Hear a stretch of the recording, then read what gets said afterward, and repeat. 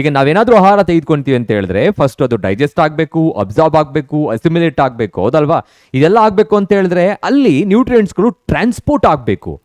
ಆ ಟ್ರಾನ್ಸ್ಪೋರ್ಟ್ ಮಾಡಲಿಕ್ಕೆ ಅಂತಾನೆ ಒಂದು ಸಿಸ್ಟಮ್ ಇರುತ್ತೆ, ಒಂದು ಪ್ಲಾಂಟ್ ಇರುತ್ತೆ. ಅದನ್ನ ನೀವೀಗ ಪೋಷಿಸಬೇಕು, ಪೋಷಣೆ ಮಾಡಬೇಕು, ನ್ಯೂಟ್ರಿಷನ್ ಮಾಡಬೇಕು, ನರಿಶ್ ಮಾಡಬೇಕು. ಹೇಗೆ ಮಾಡ್ತೀರಾ? Few organisms they nourish themselves. ಅವು ತಮ್ಮನ್ನ ತಾವೇ ನರಿಶ್ ಮಾಡ್ಕೊಳ್ತವೆ. ಅವುಗಳಿಗೆ ಆಟೋಟ್ರೋಫ್ಸ್ ಅಂತ ಹೇಳ್ತೀವಿ. ಹಲೋ ಎವ್ರಿವನ್, ಗುಡ್ ಮಾರ್ನಿಂಗ್, ನಮಸ್ತೆ ಎಲ್ರಿಗೂ, ಹೇಗಿದ್ದೀರಾ? I hope you all doing well. Welcome to Physics Wallah foundation Kannada Abhimanyu batch. So ಇವಾಗ ಫಿಸಿಕ್ಸ್ ವಾಲಾ ಕನ್ನಡದಲ್ಲಿ ಅಭಿಮನ್ಯು ಬ್ಯಾಚ್ ಅಂತ ಓಪನ್ ಮಾಡಿದೆ, especially for grade 10th.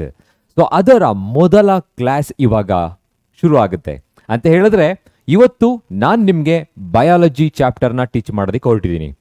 So ನಿಮಗೆಲ್ಲ ಗೊತ್ತಿದೆ, ಕ್ಲಾಸ್ 10 ಅಲ್ಲಿ ವೆರಿ ಫಸ್ಟ್ ಚಾಪ್ಟರ್ ಯಾವುದು ಅಂತ. Very first chapter in biology I am talking about ಯಾವ್ದಿರ್ಬೋದು? Yes, that is life processes. Very interesting and important topic as well. ತುಂಬಾ important ಕೂಡ ಆಗಿರುತ್ತೆ, interesting ಕೂಡ ಆಗಿರುತ್ತೆ. ಸೊ ಅದನ್ನ ನಾವು ಇವತ್ತು ತಿಳ್ಕೊಳ್ಳೋದಕ್ಕೆ ಹೊರಟಿದ್ದೀವಿ. ಸೊ ನಾನು ನಿಮ್ಮ Raghunath, biology teacher here. Okay, so what is the meaning of life processes? ಜೀವಕ್ರಿಯೆಗಳು ಅಂತ ಹೇಳಿದ್ರೇನು? ಹೇಗೆ ಆಗುತ್ತೆ? What are the different life processes that occur in our body? ಯಾವ ಯಾವ ಕ್ರಿಯೆಗಳು ಆಗುತ್ತೆ ಅದನ್ನು ನಾವು ಇಲ್ಲಿ ತಿಳ್ಕೊಂತೀವಿ. ಓಕೆನಾ? ಸೊ ಇವಾಗ ಚಾಪ್ಟರ್ ನೇಮ್ ಗೊತ್ತಾಗಿದೆ ನಿಮಗೆ. ಲೈಫ್ ಪ್ರಾಸೆಸಸ್ ಆರ್ ಜೀವ ಕ್ರಿಯೆಗಳು ಅಂತ ಹೇಳ್ತೀವಿ. ಯಾವ ಯಾವ ಕ್ರಿಯೆಗಳು ನಡೆಯುತ್ತೆ, ಅದು ಹೇಗೆ ನಮಗೆ ಸಹಾಯ ಮಾಡುತ್ತೆ, how these life processes R responsible for survival of living organisms on this earth. ನಾವು ಬದುಕಿದೀವಿ ಅಂತ ಹೇಳಿದ್ರೆ ಅದಕ್ಕೆ ಕಾರಣ ಈ ಎಲ್ಲ ಲೈಫ್ ಪ್ರೊಸೆಸ್ಗಳು. ಓಕೆ, ಅದು ಯಾವ್ಯಾವ ಥರ ಆಗುತ್ತೆ ಅಂತ ತಿಳ್ಕೊಂತೀವಿ. ಸೊ ಫಾರ್ ಎಕ್ಸಾಂಪಲ್, ನೀವು ಮಲಗಿದ್ರು ಅಥವಾ ಎಚ್ಚರ ಇದ್ರು, ಏನಾದರೂ ಕೆಲಸ ಮಾಡ್ತಿದ್ರು ಕೂಡ ಏನಾಗ್ತಾ ಇರುತ್ತೆ, ನಮ್ಮ ಬಾಡಿಯಲ್ಲಿ ಒಂದಲ್ಲ ಒಂದು ಚಯಾಪಚಯ ಕ್ರಿಯೆಗಳು ನಡೀತಾ ಇರುತ್ತೆ. ಅಂದರೆ different types of metabolism is always happening inside our body, right? All these processes that make us living are called life processes. So ಅದ್ರ ಬಗ್ಗೆ ಇವತ್ತು ತಿಳ್ಕೊಂತೀವಿ. Okay, so without wasting time let's get started. ಶುರು ಮಾಡೋಣ waste ಮಾಡ್ದೇನೆ. So ಇವಾಗ ಮೊದಲನೇ ಕಾಂಪೊನೆಂಟ್ಸ್ಗಳನ್ನ ತಿಳ್ಕೊಳ್ತಾ ಹೋಗೋಣ. I mean, what are the different components we are going to discuss today. Okay, so let's start with that. So we are going to discuss few more important concepts in this particular topic. This is one shot, means we are going to discuss the whole chapter in one shot in deeper. ತುಂಬಾ deep ಆಗಿ ನಾವು ಎಲ್ಲ ಕಾನ್ಸೆಪ್ಟ್ಗಳನ್ನ ಇಲ್ಲಿ ತಿಳ್ಕೊಂತ ಹೋಗ್ತೀವಿ. ಓಕೆನಾ? So today we are going to discuss about what are life processes. Life processes ಅಂದ್ರೇನು, ಅದು ಯಾವ ತರ ನಡೆಯುತ್ತೆ ನಮ್ಮ ಬಾಡಿಯಲ್ಲಿ, ಅದನ್ನ ತಿಳ್ಕೊಂತೀವಿ.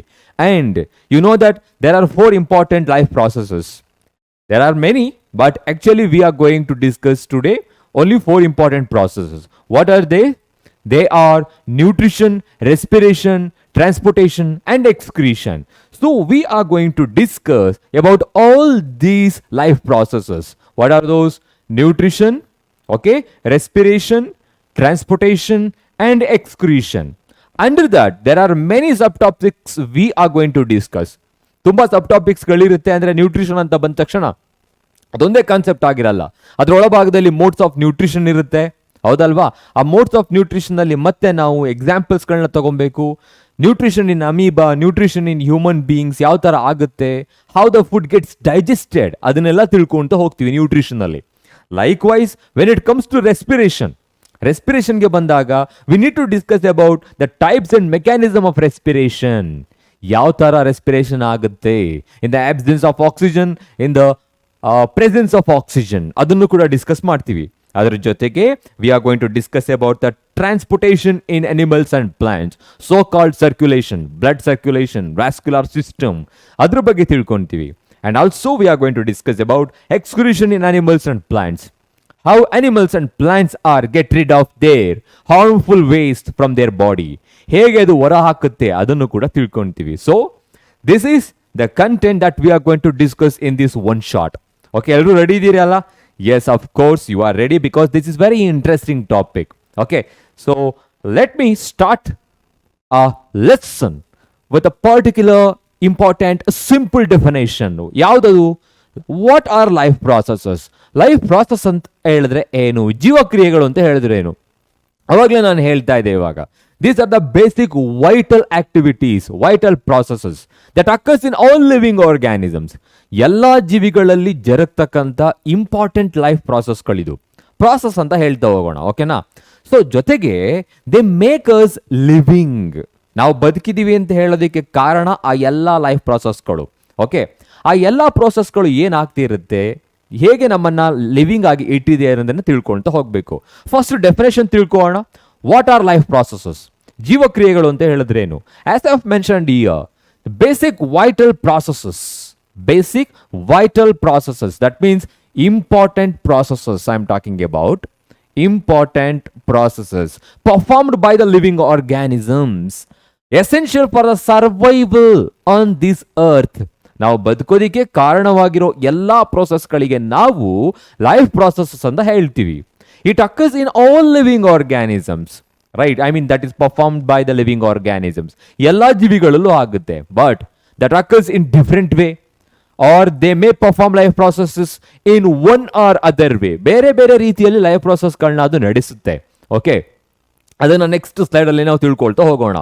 So okay, now you are able to define what are life processes. So the basic vital processes that is performed by the living organisms, so that is essential for the survival on this earth are called life processes. Then what are those life processes? ಹಾಗಿದ್ರೆ ಆ life ಪ್ರಾಸೆಸ್ಗಳು ಯಾವ್ಯಾವುದು ತಿಳ್ಕೋಣ. So some common life processes as follows.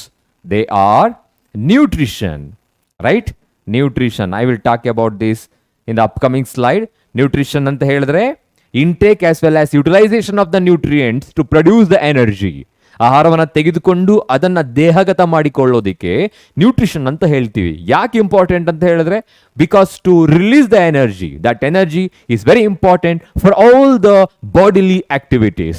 That I will explain later. Next, when it comes to the second one, as I have mentioned in the component, that is respiration, right?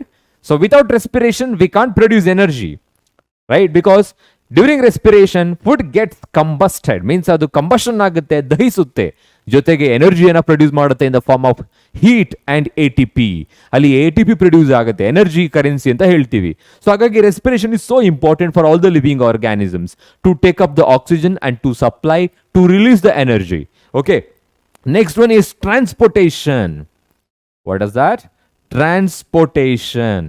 Okay, transportation ಅಂತ ಹೇಳಿದ್ರೆ ಏನೋ ಆಗಿದ್ರೆ, here it's also called blood circulation, vascular system. Okay, ಈಗ ನಾವೇನಾದ್ರೂ ಆಹಾರ ತೆಗೆದುಕೊಂತೀವಿ ಅಂತ ಹೇಳಿದ್ರೆ first ಅದು ಡೈಜೆಸ್ಟ್ ಆಗಬೇಕು, ಅಬ್ಸಾರ್ಬ್ ಆಗಬೇಕು, ಅಸಿಮಿಲೇಟ್ ಆಗಬೇಕು, ಹೌದಲ್ವಾ? ಇದೆಲ್ಲ ಆಗಬೇಕು ಅಂತ ಹೇಳಿದ್ರೆ ಅಲ್ಲಿ ನ್ಯೂಟ್ರಿಯೆಂಟ್ಸ್ಗಳು ಟ್ರಾನ್ಸ್ಪೋರ್ಟ್ ಆಗಬೇಕು. ಆ ಟ್ರಾನ್ಸ್ಪೋರ್ಟ್ ಮಾಡಲಿಕ್ಕೆ ಅಂತಾನೆ ಒಂದು ಸಿಸ್ಟಮ್ ಇರುತ್ತೆ. ಆ ಸಿಸ್ಟಮ್ಗೆ transport system or blood circulation system or vascular system ಅಂತ ಹೇಳ್ತೀವಿ. ವ್ಯಾಸ್ಕ್ಯುಲಾರ್ ಸಿಸ್ಟಮ್ ಅಂತ ಹೇಳಿದ್ರೆ ಬ್ಲಡ್ ಕೂಡ ಆಗುತ್ತೆ. ಪ್ಲಾಂಟ್ಗಳಿಗೆ ಬಂದಾಗ ಅಲ್ಲಿ ಜೈಲಮ್ ಮತ್ತು ಫ್ಲೋಯಮ್ಗಳು ಕೂಡ ಅಲ್ಲಿ ಸೇರ್ಕೊಳ್ಳುತ್ತೆ. ಓಕೆನಾ? ಸೊ ಹಾಗಾಗಿ ಟ್ರಾನ್ಸ್ಪೋರ್ಟೇಷನ್ ಸಿಸ್ಟಮ್ ಅಥವಾ ಟ್ರಾನ್ಸ್ಪೋರ್ಟೇಷನ್ ಅಂತ ಹೇಳ್ತೀವಿ. Next, when it comes to excretion, it's also one of the most important phenomena, because during metabolism, ನಮ್ಮ ದೇಹದಲ್ಲಿ ಮೆಟಬಾಲಿಸಮ್ ಆಗುವಾಗ ಸೊ ಬೇಕಾದಷ್ಟು ವೇಸ್ಟ್ಗಳು ಪ್ರೊಡ್ಯೂಸ್ ಆಗುತ್ತೆ, ನೈಟ್ರೋಜನಸ್ ವೇಸ್ಟ್ಗಳು ಪ್ರೊಡ್ಯೂಸ್ ಆಗ್ತಾ ಇರುತ್ತೆ. We have to remove them from our body before it gets worst. ಅದು ವರ್ಸ್ಟ್ ಆಗೋಕ್ಕೂ ಮುಂಚೆ, ಪಾಯ್ಸನ್ ಆಗೋಕ್ಕೂ ಮುಂಚೆ ಅದನ್ನ ರಿಮೂವ್ ಮಾಡಬೇಕು. ಸೊ ಅದಕ್ಕೆ ಇರ್ತಕ್ಕಂಥ ಸಿಸ್ಟಮೇ ಎಕ್ಸ್ಕ್ರೀಟರಿ ಸಿಸ್ಟಮ್. ಸೊ ಅದನ್ನು ನಾವು ಎಕ್ಸ್ಕ್ರೀಷನ್ ಅಂತ ಹೇಳ್ತೀವಿ. ಹಾಗಾಗಿ ಎಲ್ಲ ಲಿವಿಂಗ್ ಆರ್ಗ್ಯಾನಿಸಮ್ಸ್ಗಳು ಕೂಡ ಈ ಥರದ ಲೈಫ್ ಪ್ರೊಸೆಸ್ಗಳನ್ನು ನಡೆಸುತ್ತೆ. ಈ ಎಲ್ಲ ಲೈಫ್ ಪ್ರೊಸೆಸ್ಗಳು ನಮ್ಮನ್ನು ಜೀವಂತವಾಗಿರಿಸಿದವೆ. All these life processes make us living organisms, make us survive on this earth. Understood? So you are able to define it and you are able to list out what are life processes that occurs in our body, including all living organisms. Okay, let's move to the next slide. As I mentioned, these life processes that occurs from unicellular organisms to multicellular organisms, ಎಲ್ಲ ಜೀವಿಗಳಲ್ಲೂ ನಡೆಯುತ್ತೆ, ಹೌದಲ್ವಾ? So ಅಂತ ಹೇಳಿದ್ರೆ unicellular, you know that they are single celled organisms. They are single celled organisms. Their body is made of only one cell. Okay, likewise multicellular ಅಂತ ಹೇಳಿದ್ರೆ ಏನು? Yes, organisms whose body is made of more than one cell. ಯಾವ ಜೀವಿಗಳು ಒಂದಕ್ಕಿಂತ ಹೆಚ್ಚಿನ ಜೀವಕೋಶಗಳಿಂದ ಆಗಿರುತ್ತೋ ಅವುಗಳಿಗೆ ಬಹುಕೋಶೀಯ ಜೀವಿಗಳು ಅಥವಾ ಮಲ್ಟಿ ಸೆಲ್ಯುಲಾರ್ ಆರ್ಗ್ಯಾನಿಸಮ್ಸ್ ಅಂತ ಹೇಳ್ತೀವಿ. Example, multi cellular algae including plants and animals. ಆಲ್ಗೆಗಳಿಗೆ ಬಂದಾಗ ನೀವು ನೋಡಿರ್ತೀರಾ, red algae, brown algae and also green algae ಅಂತ ಹೇಳ್ಬಿಟ್ಟು. ಅದ್ರ ಜೊತೆಗೆ ಇನ್ನು ಪ್ಲಾಂಟ್ಸ್ಗಳಿಗೆ ಬಂದಾಗ ಅಲ್ಲೂ ಕೂಡ 5 ಕ್ಲಾಸಸ್ಗಳನ್ನ ನೀವು ನೋಡ್ತಾ ಹೋಗ್ತೀರಾ, ನೆನಪಿದೆಯಲ್ವಾ? Including algae I am talking about. Okay, so pteridophytes, bryophytes, first bryophytes, pteridophytes, gymnosperms and angiosperms, ಆ ಎಲ್ಲವೂ ಕೂಡ ಮಲ್ಟಿ ಸೆಲ್ಯುಲಾರ್ಗಳೇ ಆಗಿರುತ್ತೆ. ಜೊತೆಗೆ including humans, all animals are multi cellular. Okay, so I am just talking about here like life processes that is performed by all the living organisms, but they are performing in different ways, one or other way. So that means they are performing the life processes in different way. Example, amoeba is here. Ilondu amoeba ide. You know that they do not have a definite shape, but they have a definite structure. Means they have a cell membrane, cytoplasm, nucleus, different organelles and food vacuoles, contractile vacuole to digest the food and cell division. So ಎಲ್ಲ ತರದ ಸೆಲ್ಸ್ಗಳು ಇದೆ ಅಂತ ತಿಳ್ಕೊಳ್ಳೋಣ. ಒಂದೇ cell ಇದೆ. Only one cell can perform all the bodily activities, life processes. Example, if they want to take the food, they use pseudopodia. Pseudopodia use ಮಾಡ್ಕೊಂಡು ಏನ್ ಮಾಡುತ್ತೆ? ಫುಡ್ ಅನ್ನ ತೆಗೆದುಕೊಳ್ಳುತ್ತೆ. If they want to excrete the waste, right, they excrete the waste through the plasma membrane by the process is called osmosis. Osmosis ಮುಖಾಂತರ ಹೊರ ಹಾಕುತ್ತೆ. ಅಂದ್ರೆ osmosis diffusion ನಿಮ್ಗೆ ಗೊತ್ತಿದೆ ಹೌದಲ್ವಾ? ಅಂದ್ರೆ ವಿಸರಣೆ ಮತ್ತೆ ಅಭಿಸರಣೆ ಅಂತ ಹೇಳ್ತೀವಿ. ಆಸ್ಮೋಸಿಸ್, ಅಭಿಸರಣೆ. Osmosis is related to the water molecule, concentration of water molecule, the movement of molecule from the region of higher concentration to the region of lower concentration. Likewise diffusion ಅಂತ ಹೇಳಿದ್ರೆ it is related to any kind of molecules, gas molecule, solid molecule, whatever it is. Okay, now through the cell membrane they are removing the excretory waste, and through the cell membrane they are taking up the food with the help of pseudopodia. See there, here also the nutrition is happening, excretion is happening, transportation occurs within the cytoplasm, okay, due to the movement of that jelly like fluid. All life processes is there, but they are performing in different way. But when it comes to plant, ನಾವು plant ಗಳಿಗೆ ಬಂದಾಗ, so plant ಅಲ್ಲೂ ಕೂಡ ಏನಾಗುತ್ತೆ? Life processes ಆಗುತ್ತೆ, because they are also living organisms. If they want to synthesize their food, that is called nutrition, right? Nutrition ಅಂತ ಹೇಳಿದ್ರೆ ಏನು? acquiring the raw materials to synthesize the food or utilizing that to make the energy. They need few raw materials like carbon dioxide, and they need water they are taking from the soil. They are releasing oxygen as well as water during, yes, photosynthesis. See, ಏನಾಗ್ತಾ ಇದೆ ಇವಾಗ? ಪ್ಲಾಂಟ್ಸ್ಗಳು carbon dioxide ನ ತೆಗೆದುಕೊಳ್ತಾ ಇದೆ, ವಾಟರ್ನ ತೆಗೆದುಕೊಳ್ತಾ ಇದೆ, oxygen ಮತ್ತೆ ವಾಟರ್ನ release ಮಾಡ್ತಾ ಇದೆ. ಜೊತೆಗೆ ಇದೆಲ್ಲ ಎಕ್ಸೆಸ್, ಇದು ಆಕ್ಸಿಜನ್ ಕೂಡ ಬೈ ಪ್ರಾಡಕ್ಟ್ ಆಗಿರುತ್ತೆ, ವಾಟರ್ ಕೂಡ ಎಕ್ಸೆಸ್ ಆಗಿರುತ್ತೆ, ಅದು ಟ್ರಾನ್ಸ್ಪಿರೇಷನ್ ಮುಖಾಂತರ ಹೊರಗಡೆ ಹೋಗ್ತಾ ಇದೆ. But here the phenomena are different. ಇಲ್ಲಿ ಡಿಫ್ರೆಂಟ್ ಆಗಿರುತ್ತೆ. ಯಾವ ತರ? They are taking up the carbon dioxide and they are removing the oxygen and water by the process called exchange of gases or transpiration. See, ಇವುಗಳಲ್ಲಿ ಒಂದು four ಇರುತ್ತೆ, right? They are called stomata. Tiny pores which are present on the surface of leaves of plants are called stomata. ಪತ್ರ ರಂಧ್ರಗಳು ಅಂತ ಹೇಳ್ಬಿಟ್ಟು. ಆ ಸ್ಟೊಮ್ಯಾಟದ ಮುಖಾಂತರ ಏನಾಗುತ್ತೆ? ಅವುಗಳು ಕಾರ್ಬನ್ ಡೈಆಕ್ಸೈಡ್ ಅನ್ನ ತೆಗೆದುಕೊಳ್ಳುತ್ತೆ, ಆಕ್ಸಿಜನ್ ರಿಲೀಸ್ ಮಾಡುತ್ತೆ. So this is called exchange of gases. So respiration is happening there. I mean they are taking the oxygen during respiration and removing the carbon dioxide. Water is moving out of the body through the stomata only. That process is called transpiration. See there, different processes are happening here, but in different way. They are also performing the life bodily activities, life processes. Okay, next, when it comes to humans or all other animals, how they are performing? Yes, in multicellular animals actually division of laborer ಅಂತ ಹೇಳ್ತೀವಿ.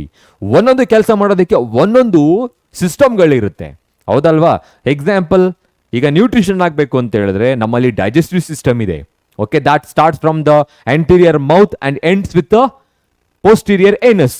ಇಷ್ಟಲ್ಲೂ ಕೂಡ ಬೇಕಾದಷ್ಟು ಆರ್ಗನ್ಸ್ಗಳಿರುತ್ತೆ. ಈ ಎಲ್ಲ ಆರ್ಗನ್ಸ್ಗಳನ್ನು food ಅನ್ನ digest ಮಾಡುತ್ತೆ, ಜೊತೆಗೆ absorb ಮಾಡುತ್ತೆ. Next, if you want to think something, ನೀವೇನಾದ್ರೂ ಥಿಂಕ್ ಮಾಡಬೇಕು, ಯೋಚನೆ ಮಾಡಬೇಕು, ರೀಸನಿಂಗ್ ಅಂತ ಹೇಳ್ತೀವಿ, ಅದನ್ನೆಲ್ಲ ಮಾಡಬೇಕು ಅಂತ ಹೇಳಿದ್ರೆ ನಮ್ಮಲ್ಲಿ ಒಂದು ಸಿಸ್ಟಮ್ ಇರಬೇಕು. ಈಗ ಅದನ್ನ ಕಾನ್ಶಿಯಸ್ನೆಸ್ ಅಥವಾ ರೆಸ್ಪಾನ್ಸ್ ಟು ಸ್ಟಿಮ್ಯುಲೇ ಅಂತ ಹೇಳ್ತೀವಿ, ನರ್ವಸ್ ಸಿಸ್ಟಮ್ ಇದೆ. If you want to stand still and if you want to walk, if you want to move your body, you need skeletal system, you need muscular system. If my body wants to supply nutrients and oxygen, I need circulatory system. If I want to remove the nitrogenous waste, I need excretory system. See there, many systems are present to perform all the life processes. So that is called division of laborer, we can say. Even in cell level also it is present. Okay, so in animals different types of life processes are happening in different way. Okay, so what it indicates, ಈ slide ಏನನ್ನ indicate ಮಾಡುತ್ತೆ ಅಂತ ಹೇಳಿದ್ರೆ, life processes is present in all living organism. They perform in different way, even unicellular organisms and multicellular organisms. Understood? Yes. And when it comes to nutrition, ಹಾಗಿದ್ರೆ nutrition ಅಂದ್ರೆ ಏನು? ಕನ್ನಡದಲ್ಲಿ ಪೋಷಣೆ ಅಂತ ಹೇಳ್ತೀವಿ. ಎರಡು ವರ್ಡ್ ಕೇಳಿರ್ತೀರಾ, ಪೋಷಣೆ ಮತ್ತು ಪೋಷಕಾಂಶಗಳು, ಮೀನ್ಸ್ ನ್ಯೂಟ್ರಿಷನ್ ಅಂಡ್ ನ್ಯೂಟ್ರಿಯೆಂಟ್ಸ್ ಅಂತ. ಈಗ ಒಂದು ತುಂಬ ಸಿಂಪಲ್ ಆಗಿರೋ ಎಕ್ಸಾಂಪಲ್, ಒಂದು ಪ್ಲಾಂಟ್ ಇರುತ್ತೆ, ಅದನ್ನು ನೀವೀಗ ಪೋಷಿಸಬೇಕು, ಪೋಷಣೆ ಮಾಡಬೇಕು, ನ್ಯೂಟ್ರಿಷನ್ ಮಾಡಬೇಕು, ನರಿಶ್ ಮಾಡಬೇಕು. ಹೇಗೆ ಮಾಡ್ತೀರಾ? Yes, if you want to nourish the plant, you need to pour water, you need to add fertiliser, right? ಅದಕ್ಕೆ ಫರ್ಟಿಲೈಸರ್ ಹಾಕಬೇಕು, ವಾಟರ್ ಹಾಕಬೇಕು. ಅಂದರೆ they are requiring what? Raw materials. ಅದಕ್ಕೆ ರಾ ಮೆಟೀರಿಯಲ್ಸ್ಗಳು ಬೇಕು. Intake of food, acquiring the food, consuming the food ತೆಗೆದುಕೊಳ್ತಾ ಇದೆ. For what? ಅದನ್ನು ಯುಟಿಲೈಸ್ ಮಾಡ್ಕೊಳ್ತಾ ಇದೆ. ಮತ್ತೆ ಯಾಕೆ ಅಂತ ಹೇಳಿದ್ರೆ, because to release the energy. This entire process ಇದೆಯಲ್ಲ, intake as well as utilization of the nutrients to release the energy is called nutrition. Okay, so ಕನ್ನಡದಲ್ಲಿ ಏನಂತಾರೆ? ಪೋಷಣೆ ಅಂತ ಹೇಳ್ತೀವಿ ಅಂತ ಅವಾಗಲೇ ಹೇಳಿದೆ. Okay, you can say here the process of intake as well as utilization of nutrients by an organism to release the energy. ಯಾಕೆ ಅಂತ ಹೇಳಿದ್ರೆ, because to release the energy, this energy is very essential for all the bodily activities. ಇದಕ್ಕೆ nutrition ಅಂತ ಹೇಳ್ತೀವಿ. It is not a universal definition. Intake ಅಂತ ಹೇಳಿದ್ರೆ ಆಗತ್ತೆ ತೆಗೆದುಕೊಳ್ಳೋದು ಅಂತ. You can use it as acquire. Plants acquiring the mineral salts and water from the soil, from its surrounding. They are acquiring carbon dioxide from the atmosphere. Likewise, you can say. So, what is nutrition here? Nutrition is a process. ಇದೊಂದು process ಆಗಿರುತ್ತೆ, in which an organism consuming, acquiring the food or nutrients and utilizing the same to release the energy is called nutrition. Understood? So, nutrition ಅಲ್ಲಿ ಎಷ್ಟು type ಇರುತ್ತೆ, ಯಾಕೆ important ಅಂತ ಇವಾಗ ತಿಳ್ಕೊಳ್ಳೋಣ. So significance of nutrition. Sir, why this nutrition is so important for all living organisms? Is it important? Important ಆಗಿರುತ್ತಾ? ತುಂಬಾನೇ important ಆಗಿರುತ್ತೆ. ಬಟ್ ಹೇಗೆ, ಯಾವುದಕ್ಕೆಲ್ಲ ಸಹಾಯ ಮಾಡುತ್ತೆ ಅದನ್ನು ತಿಳ್ಕೊಳ್ಳೋಣ. So let's discuss one by one what are the significance of nutrition. Okay, so ನ್ಯೂಟ್ರಿಷನ್ದು significance ಅನ್ನ ತಿಳ್ಕೊಳ್ಳೋಣ. ಏನೇನಿರ್ಬೋದು ಇವಾಗ? So first one, they responsible for providing or releasing the ಎನರ್ಜಿಯನ್ನು ಪ್ರೊಡ್ಯೂಸ್ ಮಾಡುತ್ತೆ. ಓಕೆ, ಆ ಎನರ್ಜಿ ಯಾಕೆ ಬೇಕು? Because to perform all the bodily activities. So this energy we are using, ನಾವು ಅದನ್ನ ಯಾಕೆ ಯೂಸ್ ಮಾಡ್ತಾ ಇದ್ದೀವಿ? Because it is very essential for all the metabolic activities. All the metabolic activities. Okay, so now you understood nutrition is very essential to release the energy. Energy is responsible to perform all the bodily activities or metabolic activities. ಚಯಾಪಚಯ ಕ್ರಿಯೆಗಳು ಆಗಬೇಕು ಅಂತ ಹೇಳಿದ್ರೆ ಆ metabolic activities ಇರಬೇಕು. ಹಾಗಿದ್ರೆ metabolism ಅಂತ ಹೇಳಿದ್ರೆ ಏನು? Yes, it's the sum total of all biochemical reactions that occurs in our body.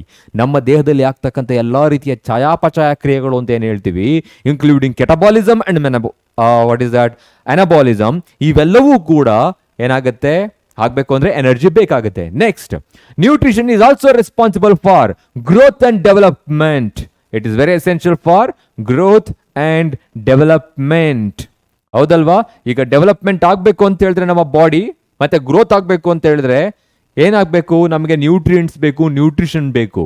So ಹಾಗಾಗಿ it is responsible for the growth and development. Understood? Next, nutrition is responsible for the formation of new cells. ಹೊಸ ಸೆಲ್ಸ್ಗಳು formation ಆಗಬೇಕು. ಹೊಸ cells formation ಆಗಿ accumulate ಆದರೆ ತಾನೇ ಅದು growth ಆಗೋದು, development ಆಗೋದು. ಹಾಗಾಗಿ it is very essential for the formation of new cells and as well it is responsible for the replacement of own cells. Replacement of what? Own cells ಅಂತ ಹೇಳಿದ್ರೆ ಏನು ಆಗಿದ್ರೆ, ಎಸ್, ಈಗ ನಮ್ಗೇನಾದ್ರೂ ಗಾಯ ಆಗುತ್ತೆ ಅಂತ ತಿಳ್ಕೊಳ್ಳೋಣ. Okay, so if there is any injury on your body, wound ಆಗಿರುತ್ತೆ. Okay, so how long it stays on your body? ಎಷ್ಟು ದಿನ ಇರುತ್ತೆ? 1 ವೀಕ್, 1 ಮಂತ್. ಓಕೆ, ಅದೇನಾದ್ರೂ ತುಂಬಾ ದೊಡ್ಡದಾಗಿತ್ತು ಅಂತ ಹೇಳಿದ್ರೆ ಆ ಮಾರ್ಕ್ ಅಲ್ಲೇ ಉಳ್ಕೊಳ್ಳುತ್ತೆ. ಬಟ್ ಏನಾಗುತ್ತೆ, it's gonna heal after some time.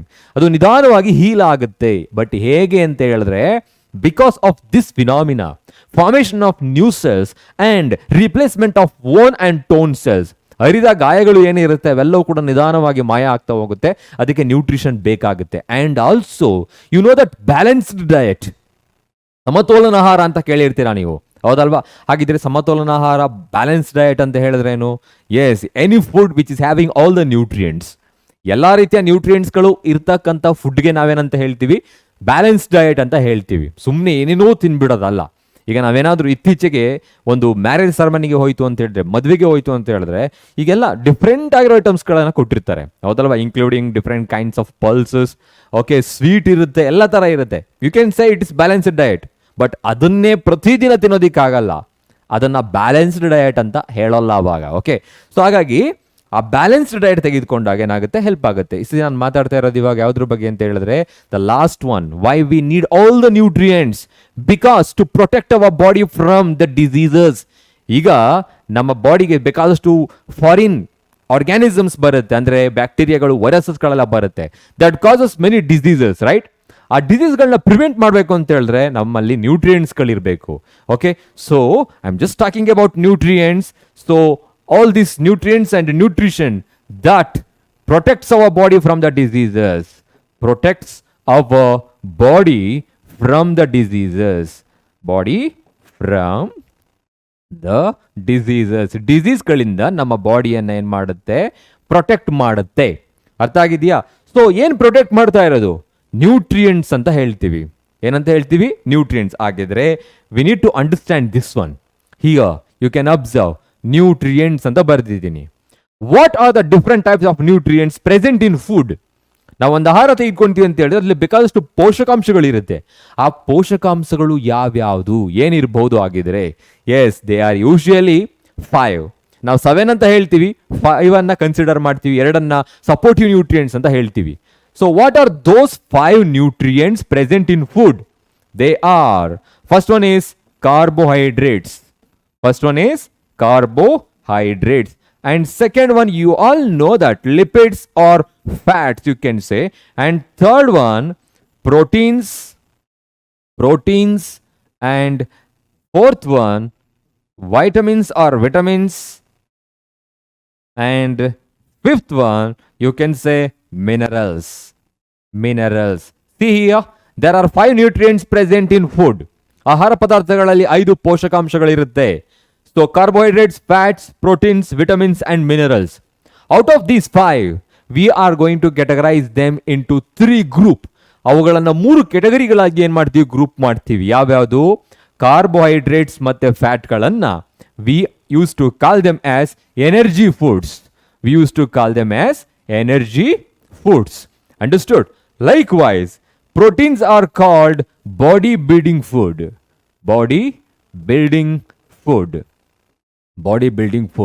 And likewise, vitamins and minerals are also called protective food. They are called protective food. Okay, but why? Because carbohydrates and fats on digestion, they release energy instantly. ಅದು ನಮಗೆ ಎನರ್ಜಿಯನ್ನು ಕೊಡುತ್ತೆ. ಇವುಗಳಿಗೆ ಶಕ್ತಿಯ ಆಕಾರ ಅಂತ ಹೇಳ್ತೀವಿ. Okay, ಶರ್ಕರಗಳು ಮತ್ತೆ ಕೊಬ್ಬು ಅಂತ ಹೇಳ್ತೀವಿ ನೋಡಿ. ಈಗ ನಮ್ಮ ಬಾಡಿಯಲ್ಲಿ ಯಾವಾಗಲೂ ಫ್ಯಾಟ್ ಸ್ಟೋರ್ ಆಗ್ತಾ ಇರುತ್ತೆ. That stores in the form of glycogen. Okay, glycogen is the reserved food material present in our body. Adipose ಅಂತ ಕೇಳಿರ್ತೀರಾ. Okay, and usually that stores inside the muscles in the liver, and we are going to utilise that adipose whenever we require. ನಮಗೆ ಬೇಕಾದಾಗ ಏನಾಗುತ್ತೆ, ಅದು break down ಆಗುತ್ತೆ ಮತ್ತೆ glucose ಅನ್ನ release ಮಾಡುತ್ತೆ. So any of these are called what? energy food. And proteins, they are responsible for body development, hence they are called body building food ಅಂತ ಹೇಳ್ತೀವಿ. ನಾವು ಆರೋಗ್ಯವಾಗಿರ್ಬೇಕು ಅಂತ ಹೇಳಿದ್ರೆ, ಜೊತೆಗೆ ನಾವು ಬಾಡಿ ಡೆವಲಪ್ ಆಗಬೇಕು ಅಂತ ಹೇಳಿದ್ರೆ ಪ್ರೋಟೀನ್ ಶೇಕ್ ಅಂತೆಲ್ಲ ಕೇಳಿರ್ತೀರಾ, ಹೌದಲ್ವಾ? ಆ ಪ್ರೋಟೀನ್ ಶೇಕ್ ಅಂತ ಹೇಳಿದ್ರೆ ಪಲ್ಸಸ್ ಸೀರೀಸ್ಗಳೆಲ್ಲ ಜಾಸ್ತಿ ಏನಿರುತ್ತೆ, ಪ್ರೋಟೀನ್ಸ್ಗಳಿರುತ್ತೆ. They are responsible for the body development. And vitamins and minerals, these are protective food. Have you heard about vitamins? Okay, vitamins are of two types, fat soluble vitamins and water soluble vitamins, ADEK ಅಂತ ಹೇಳ್ತೀವಿ. Okay, so vitamin A ಅಂತ ಒಂದು ಇರುತ್ತೆ. Deficiency of vitamin A causes night blindness. Vitamin deficiency of what is that? B, that causes berry. C causes scurvy ಅಂತೆಲ್ಲ ಕೇಳಿರ್ತೀರ, ಹೌದಲ್ವಾ? ಅಂದ್ರೆ ಯಾವುದಾದ್ರೂ ಒಂದು ವಿಟಮಿನ್ ಡಿಫಿಷಿಯನ್ಸಿ ಆಯ್ತು ಅಂತ ಹೇಳಿದ್ರೆ, ಕಡಿಮೆ ಆಯ್ತು ಅಂತ ಹೇಳಿದ್ರೆ, ದಟ್ ಕಾಸಸ್ ಡಿಸೀಸಸ್. ಈ ವಿಟಮಿನ್ಸ್ ಇದ್ರೆ ನಮ್ಮ ಬಾಡಿ ಆರೋಗ್ಯವಾಗಿರುತ್ತೆ.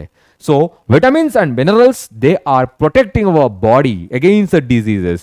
So they are called protective food ಅಂತ ಹೇಳ್ತೀವಿ, ಹೆಲ್ದಿ ಫುಡ್ ಅಂತ ಹೇಳ್ತೀವಿ. Understood? So these are nutrients, so they are responsible for the protection.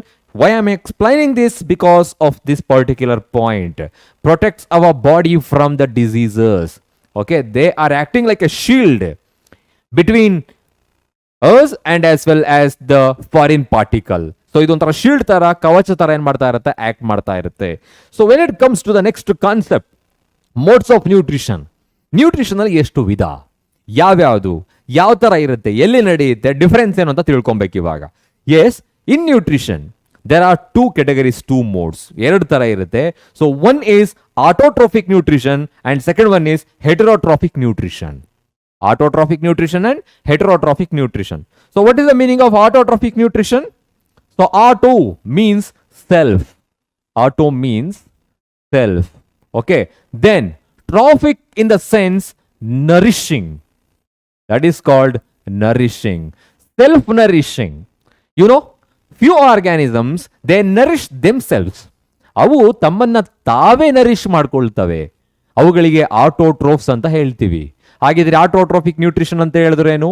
It's a mode of nutrition in which an organism synthesise or make their own food with the help of different components present in the surrounding. Raw ಮೆಟೀರಿಯಲ್ಸ್ಗಳನ್ನ use ಮಾಡಿಕೊಂಡು ತಮ್ಮನ್ನ ತಾವೇ nourish ಮಾಡ್ಕೊಂಡ್ರೆ ಅವುಗಳಿಗೆ ನಾವು autotrophs ಅಥವಾ autotrophic nutrition ಅಂತ ಹೇಳ್ತೀವಿ. So auto means self, so trophic in the sense nourishing. Likewise, heterotrophic anta ಹೇಳಿದ್ರೆ, hetero means different, others you can say, different or others, and trophic in the sense ಏನಿರ್ಬೋದು, again the same thing, nourishing. They depends on other living organisms for the nourishment. ಅವುಗಳು ತಮ್ಮನ್ನ nourish ಮಾಡ್ಕೊಬೇಕು ಅಂತ ಹೇಳಿದ್ರೆ, okay, ಪೋಷಿಸ್ಕೊಬೇಕು ಅಂತ ಹೇಳಿದ್ರೆ ಬೇರೆ ಆರ್ಗಾನಿಸಮ್ಸ್ಗಳ ಮೇಲೆ ಡಿಪೆಂಡ್ ಆಗಿರಬೇಕು. ಸೊ ಅವುಗಳಿಗೆ ನಾವು ಹೆಟರೋಟ್ರೋಫಿಕ್ ಲಿವಿಂಗ್ ಆರ್ಗಾನಿಸಮ್ಸ್ ಅಂತ ಹೇಳ್ತೀವಿ, nourishing. Okay, so this is called heterotrophic organism. So let me define it once again. Autotrophic nutrition ಅಂತ ಹೇಳಿದ್ರೆ mode of nutrition in which an organism synthesize, make their own food by using inorganic raw materials present in its surrounding. When it comes to heterotrophic nutrition anta ಹೇಳಿದ್ರೆ, organisms which cannot make their own food but they depends on plant or other animals directly or indirectly for their nourishment. ಅವುಗಳು ಬೇರೆ organisms ಮೇಲೆ depend ಆಗಿರುತ್ತೆ.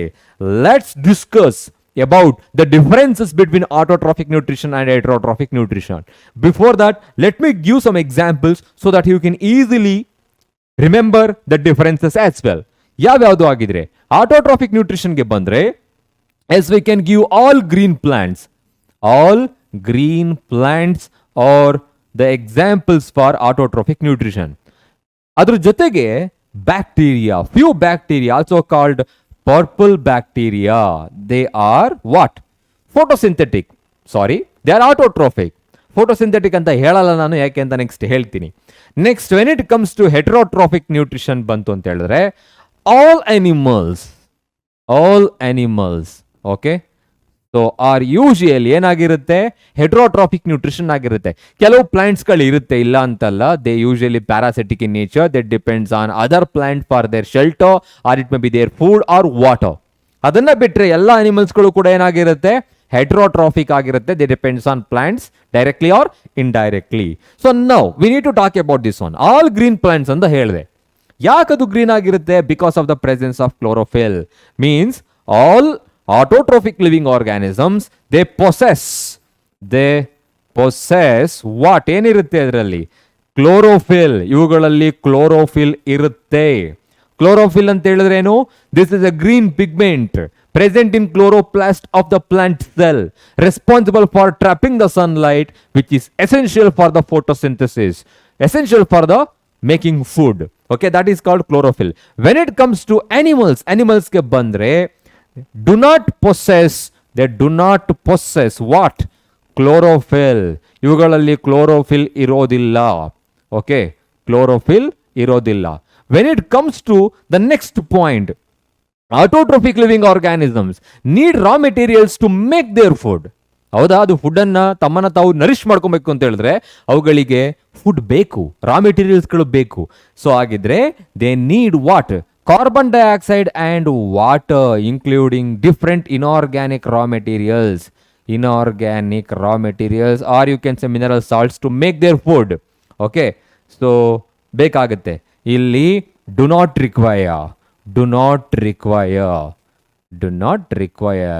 water ಬೇಕಾಗುತ್ತೆ, because that is the supportive nutrients for all the living organism. So ಅದು ಯಾವಾಗಲೂ ಕೂಡ ಜೀವ ಜಲನೆ. Okay, ಅದನ್ನ ಬಿಟ್ರೆ next when it comes to here I am talking about this one, green plants ಅಂತ ಹೇಳಿದೆ.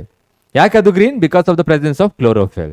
Okay, autotrophic living organisms which make their food in the presence of light, they are called photosynthetic autotrophic living organisms. See, ಕೆಲವು ಆರ್ಗ್ಯಾನಿಸಮ್ಸ್ಗಳು light ಅನ್ನ use ಮಾಡಿಕೊಂಡು food ಅನ್ನ prepare ಮಾಡುತ್ತೆ. ಅವುಗಳಿಗೆ ಏನಂತ ಹೇಳ್ತೀವಿ? ಫೋಟೋಸಿಂಥೆಟಿಕ್ ಅಂತ ಹೇಳ್ತೀವಿ.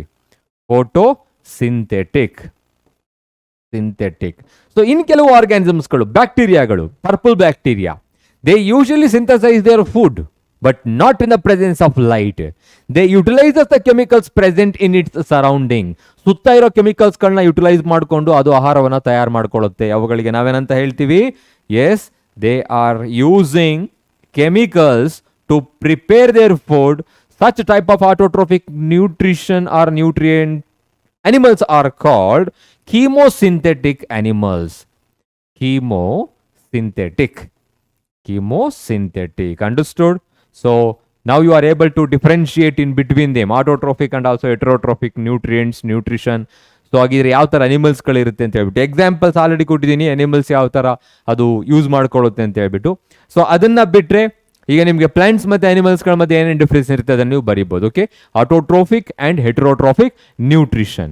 And when it comes to the types of heterotrophic nutrition, ಈ ಹೆಟ್ರೋಟ್ರೋಫಿಕ್ ನ್ಯೂಟ್ರಿಷನ್ಗಳಲ್ಲೇ ಡಿಫ್ರೆಂಟ್ ಟೈಪ್ಸ್ಗಳಿರುತ್ತೆ. So what are they? ಹಾಗಿದ್ರೆ ಅವುಗಳು ಯಾವ್ಯಾವುದು? That depends on the organisms which feed on different living organism. ಯಾವ ಥರ ಅದು ಡಿಪೆಂಡ್ ಆಗಿರುತ್ತೆ ಅನ್ನೋದ್ರ ಮೇಲೆ ಇದನ್ನು ನಾವು ಕ್ಲಾಸಿಫೈ ಮಾಡ್ತಾ ಹೋಗ್ತೀವಿ. Example, first one is saprophytic nutrition. So now we are discussing about heterotrophic nutrition, the types of heterotrophic nutrition. First one is saprophytic nutrition, second one is parasitic nutrition, and third one is holozoic nutrition. What are these? First one, saprophytic nutrition. So here, whenever you heard this word shun, that indicates it's a mode, it's a process, it's a phenomena. You always need to start that definition with a mode, process or phenomena. Okay, it's a phenomenon in which it's a process of, it's a mode of, ade tara baribeku. Okay na? So now you can say saprophytic nutrition irodrinda ನಾವು process ಇಂದನೇ ಶುರು ಮಾಡಬೇಕು. Okay, it's a mode of nutrition in which organisms feed on dead and decaying organic matter. ಕೆಲವು ಜೀವಿಗಳು ಕೊಳೆತ ಮತ್ತು ಸತ್ತ ಜೀವಿಗಳ ಮೇಲೆ ಏನಾಗಿರುತ್ತೆ? ಡಿಪೆಂಡ್ ಆಗುತ್ತೆ for their food. Such type of living organisms which feed on dead and decaying organic matter are called saprophytic living organism, saprophytes, and this mode is called saprophytic nutrition. Let me write few examples for you. Okay, ಕೆಲವು examples ಗಳನ್ನ ತೆಗೆದುಕೊಳ್ಳೋಣ. So first one is, have you heard about the mushroom? Mushroom ಕೇಳಿರ್ತೀರಾ? Okay, so likewise, okay, mushroom. Have you heard about the yeast? ಕೇಳಿರ್ತೀರಾ? Yes. Have you heard about the Indian pipe? Indian pipe. Okay, so these are few examples for decomposers, also called decomposers. They depends on dead and decaying organic matter responsible for decaying that, decomposing that. Okay, they depends on dead and decaying organic matter. ಸತ್ತ ಮತ್ತು ಕೊಳೆಯುತ್ತಿರುವ ವಸ್ತುಗಳ ಮೇಲೆ depend ಆಗಿರುತ್ತೆ. ನೋಡಿ ಇಲ್ಲಿ mushroom ಇದೆ, ಅಣಬೆಗಳು, Agaricus ಅಂತ ಕೇಳಿರ್ತೀರಾ ನೀವು. ಎಲ್ಲಿ ಬೆಳೆಯುತ್ತೆ ಅದು? ತುಂಬಾನೇ ಶುದ್ಧವಾಗಿರೋ ಜಾಗದಲ್ಲಿ, ಅಂದ್ರೆ ಅದಕ್ಕೆ ತುಂಬಾನೇ ನೆರಳಿರಬೇಕು. ಆ ಥರ ಏನಿಲ್ಲ, ಆ್ಯಕ್ಚುಲಿ ನೆರಳಿರಬೇಕು, ಶುದ್ಧ ಅಂತ ಏನಲ್ಲ, ಹೀಪ್ ಅಂತ ಹೇಳ್ತೀವಿ ನೋಡಿ, ಸಗಣಿ ಗುಂಡಿ ಅಂತ ಏನೇನಿರುತ್ತೆ ಅಲ್ಲೆಲ್ಲ ಬೆಳೀತಾ ಹೋಗುತ್ತೆ. ಡಿಕಂಪೋಸಿಂಗ್ ಏರಿಯಾ ಎಲ್ಲಿರುತ್ತೆ ಅಲ್ಲಿರುತ್ತೆ. ಅದಕ್ಕೆ ತೇವಾಂಶ ಜಾಸ್ತಿ ಇರಬೇಕು, ಓಕೆ, ಮಾಯಿಸ್ಟ್ ಜಾಸ್ತಿ ಇರಬೇಕು, ಪ್ಲಸ್ ಅದಕ್ಕೆ ಶೇಡ್ ಇರಬೇಕು. ಓಕೆ, ಬಿಸಿಲಲ್ಲಿ ಬೆಳೆಯೋಲ್ಲ. ಸೊ ಅದನ್ನು ಡಿಕಂಪೋಸರ್ಸ್ ಅಂತ ಹೇಳ್ತಾ ಹೋಗ್ತೀವಿ, ಅಥವಾ ಸ್ಯಾಪ್ರೋಫೈಟ್ಸ್ ಅಂತ ಹೇಳ್ತಾ ಹೋಗ್ತೀವಿ. So likewise when it comes to parasitic nutrition, as the name indicates, para, different, others. Okay, para means different, others. You can say, yeah, that is the best word, I guess. So when it comes to parasitic nutrition, it's a mode of nutrition in which an organism lives on or inside the body of other living organism. ಎರಡು ವರ್ಡ್ಗಳನ್ನು ನೆನ್ಪಿಟ್ಕೊಬೇಕು ಇಲ್ಲಿ. ಒಂದೇನಂತ ಹೇಳಿದ್ರೆ, these are the living organisms which live on, ಬೇರೆ ಜೀವಿಗಳ ಮೇಲ್ಭಾಗದಲ್ಲಿ, and inside the body of other living organism, ಬೇರೆ ಜೀವಿಗಳ ಬಾಡಿಯ ಒಳಭಾಗದಲ್ಲಿ ಅವುಗಳು ಜೀವಿಸಿದ್ರೆ ಅವುಗಳಿಗೆ ನಾವು ಪ್ಯಾರಾಸಿಟಿಕ್ ನ್ಯೂಟ್ರಿಷನ್ ಆರ್ ಪ್ಯಾರಾಸೈಟ್ಸ್ ಅಂತ ಹೇಳ್ತಾ ಹೋಗ್ತೀವಿ. Okay, can I define it once again?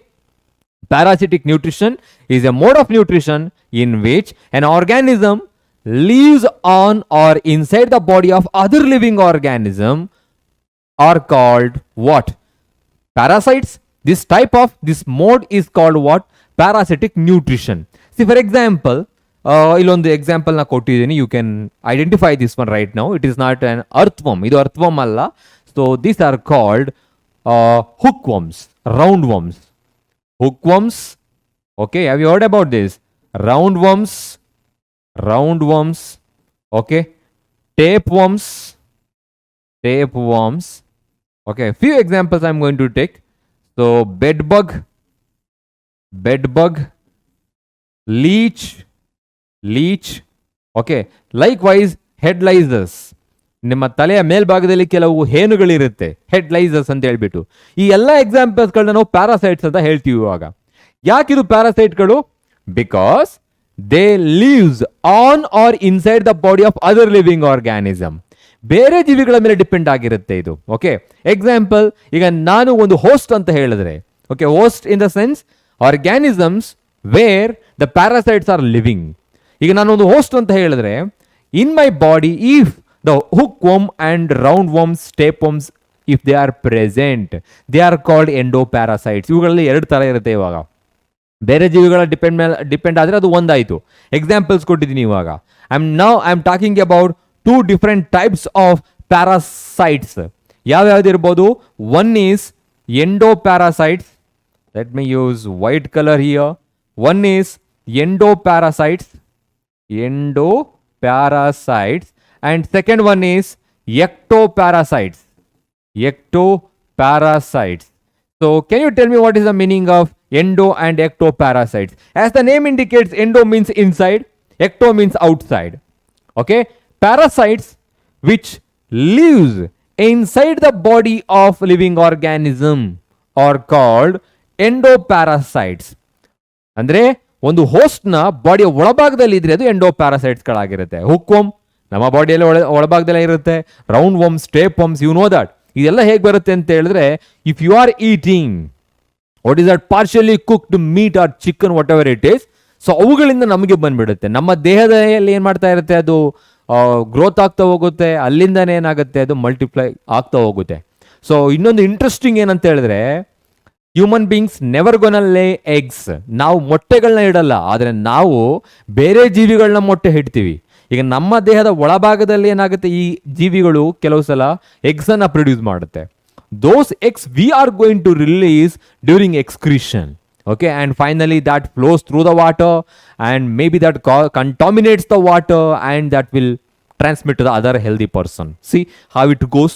Okay, this is called parasitic nutrition. It's a mode of nutrition in which an organism lives on or inside the body of other organisms called host. This is called parasitic nutrition. Such type of living organisms are called parasites. There are two types of parasites, endoparasites and ectoparasites. Endoparasites ಅಂತ ಹೇಳಿದ್ರೆ parasites which lives or which live inside the body of host. Ectoparasites ಅಂತ ಹೇಳಿದ್ರೆ parasites which live outside the body or surface of the body of host is called what? Ectoparasites. Example ಇದೆ, ectoparasite ಹೇಳ್ತಾ ಇದ್ದೆ ನಾನು, bed bug, leech, lice. Okay, bed bug ಏನಿರುತ್ತೆ, ಅದು ನಮ್ಮಿಂದ blood ಅನ್ನ ಸಕ್ ಮಾಡುತ್ತೆ. That depends on the host on the body surface. Likewise leech also, they are all sanguivore. Sanguivore ಅಂತ ಹೇಳಿದ್ರೆ they live by sucking blood ಅನ್ನ suck ಮಾಡುತ್ತೆ. ಗ್ರಾಮ್ನಿವೋರ್ ಅಂತ ಕೇಳಿರ್ತೀರಾ, ಹರ್ಬಿವೋರ್ ಅಂತ ಕೇಳಿರ್ತೀರಾ, ಸ್ಯಾಂಗ್ವಿವೋರ್ ಅಂತ ಕೇಳಿರ್ತೀರಾ. Likewise lices, they also depends on us, ನಮ್ಮ ಬಾಡಿಯ ಮೇಲ್ಭಾಗದಲ್ಲಿ ಇರುತ್ತೆ.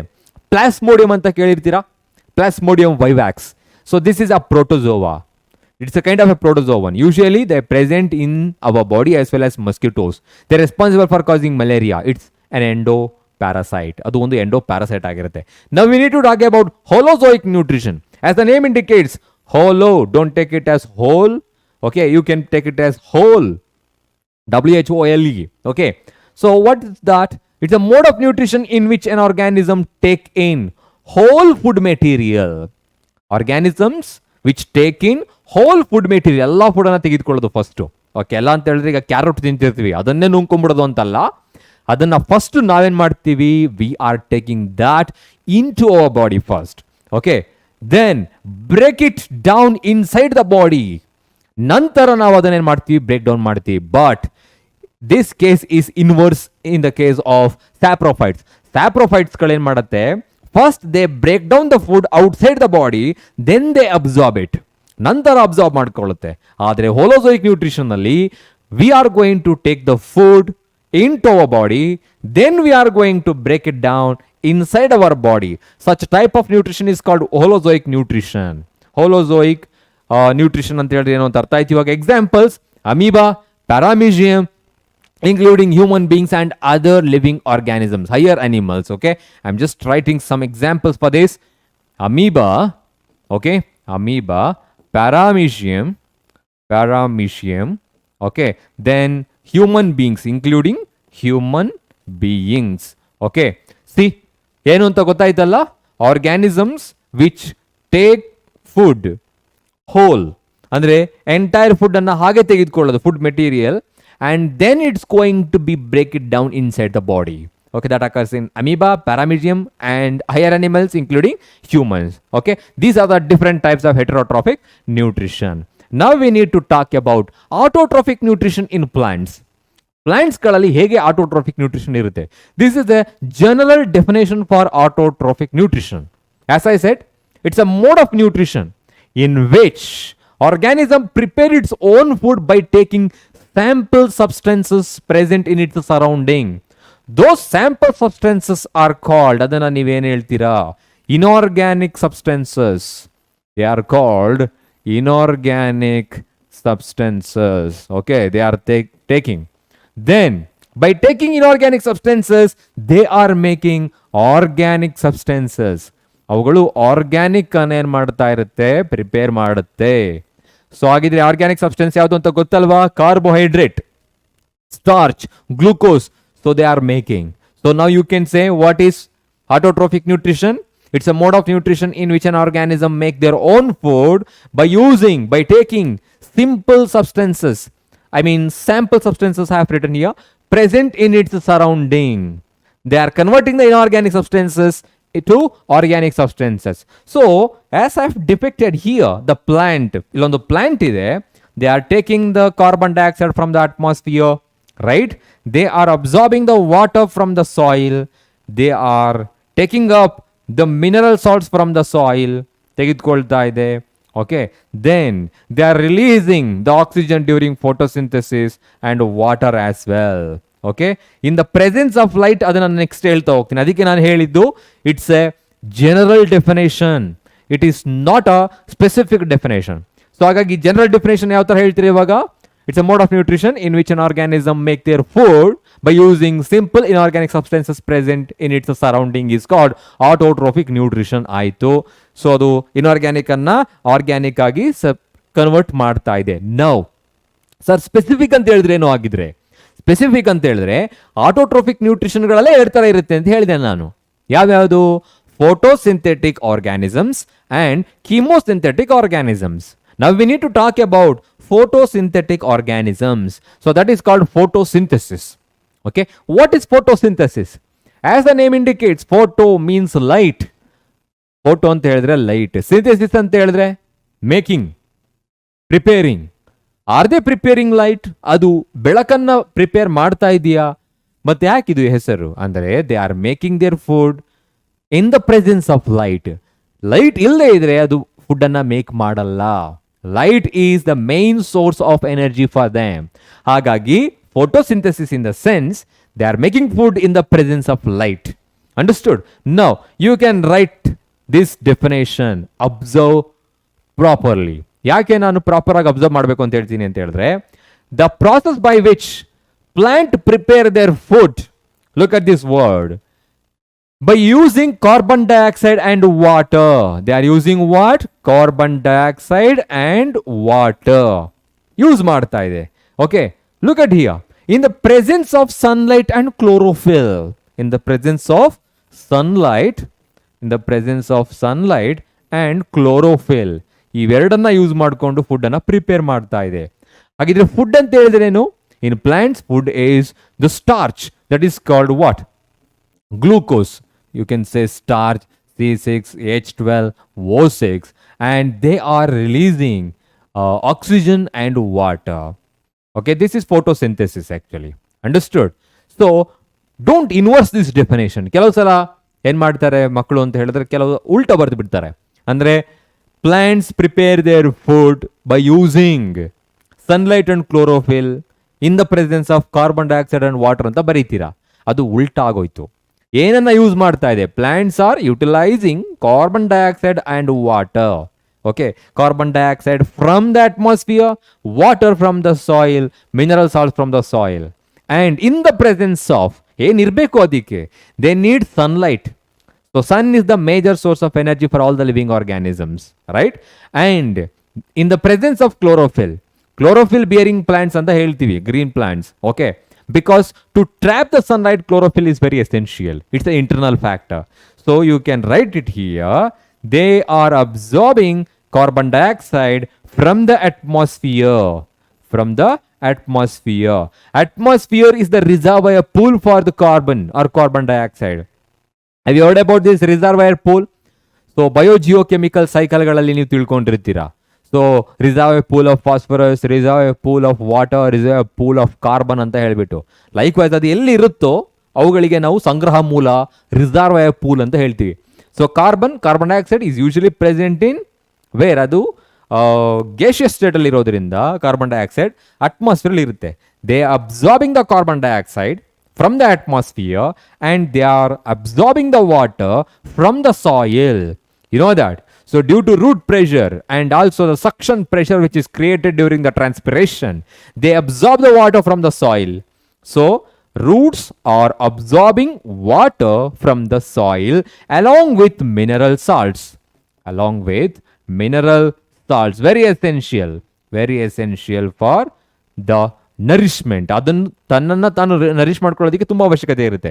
Next, during photosynthesis they also eliminate few by products like oxygen and water. Oxygen ಮತ್ತು ವಾಟರ್ನ ಅದೇನು ಮಾಡುತ್ತೆ? ಎಲಿಮಿನೇಟ್ ಮಾಡುತ್ತೆ. Okay, see plants are taking up the carbon dioxide and releasing oxygen and water through what? They do not have any nose like us.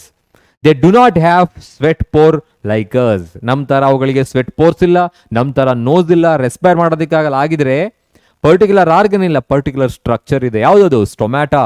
Have you heard about that? stomata. They are the tiny pores.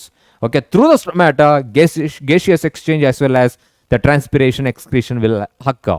Next, what they are doing, they are making their food. Food ಅನ್ನು prepare ಮಾಡ್ತಾ ಇದೆ.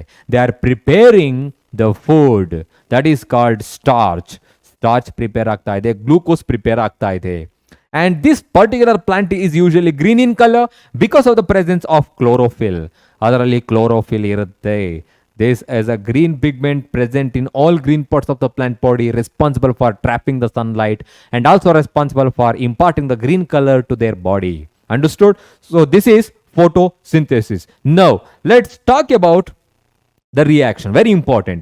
Question is like this.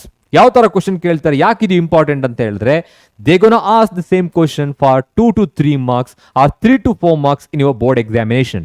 ನಿಮ್ಮ board examination ಅಲ್ಲಿ ಇದನ್ನ common ಆಗಿ 2 ಅಥವಾ 3 ಮಾರ್ಕ್ಸ್ಗೆ ಕೇಳ್ತಾರೆ. So ಏನದು, the question is what is photosynthesis. Okay, explain with an equation, balanced chemical equation.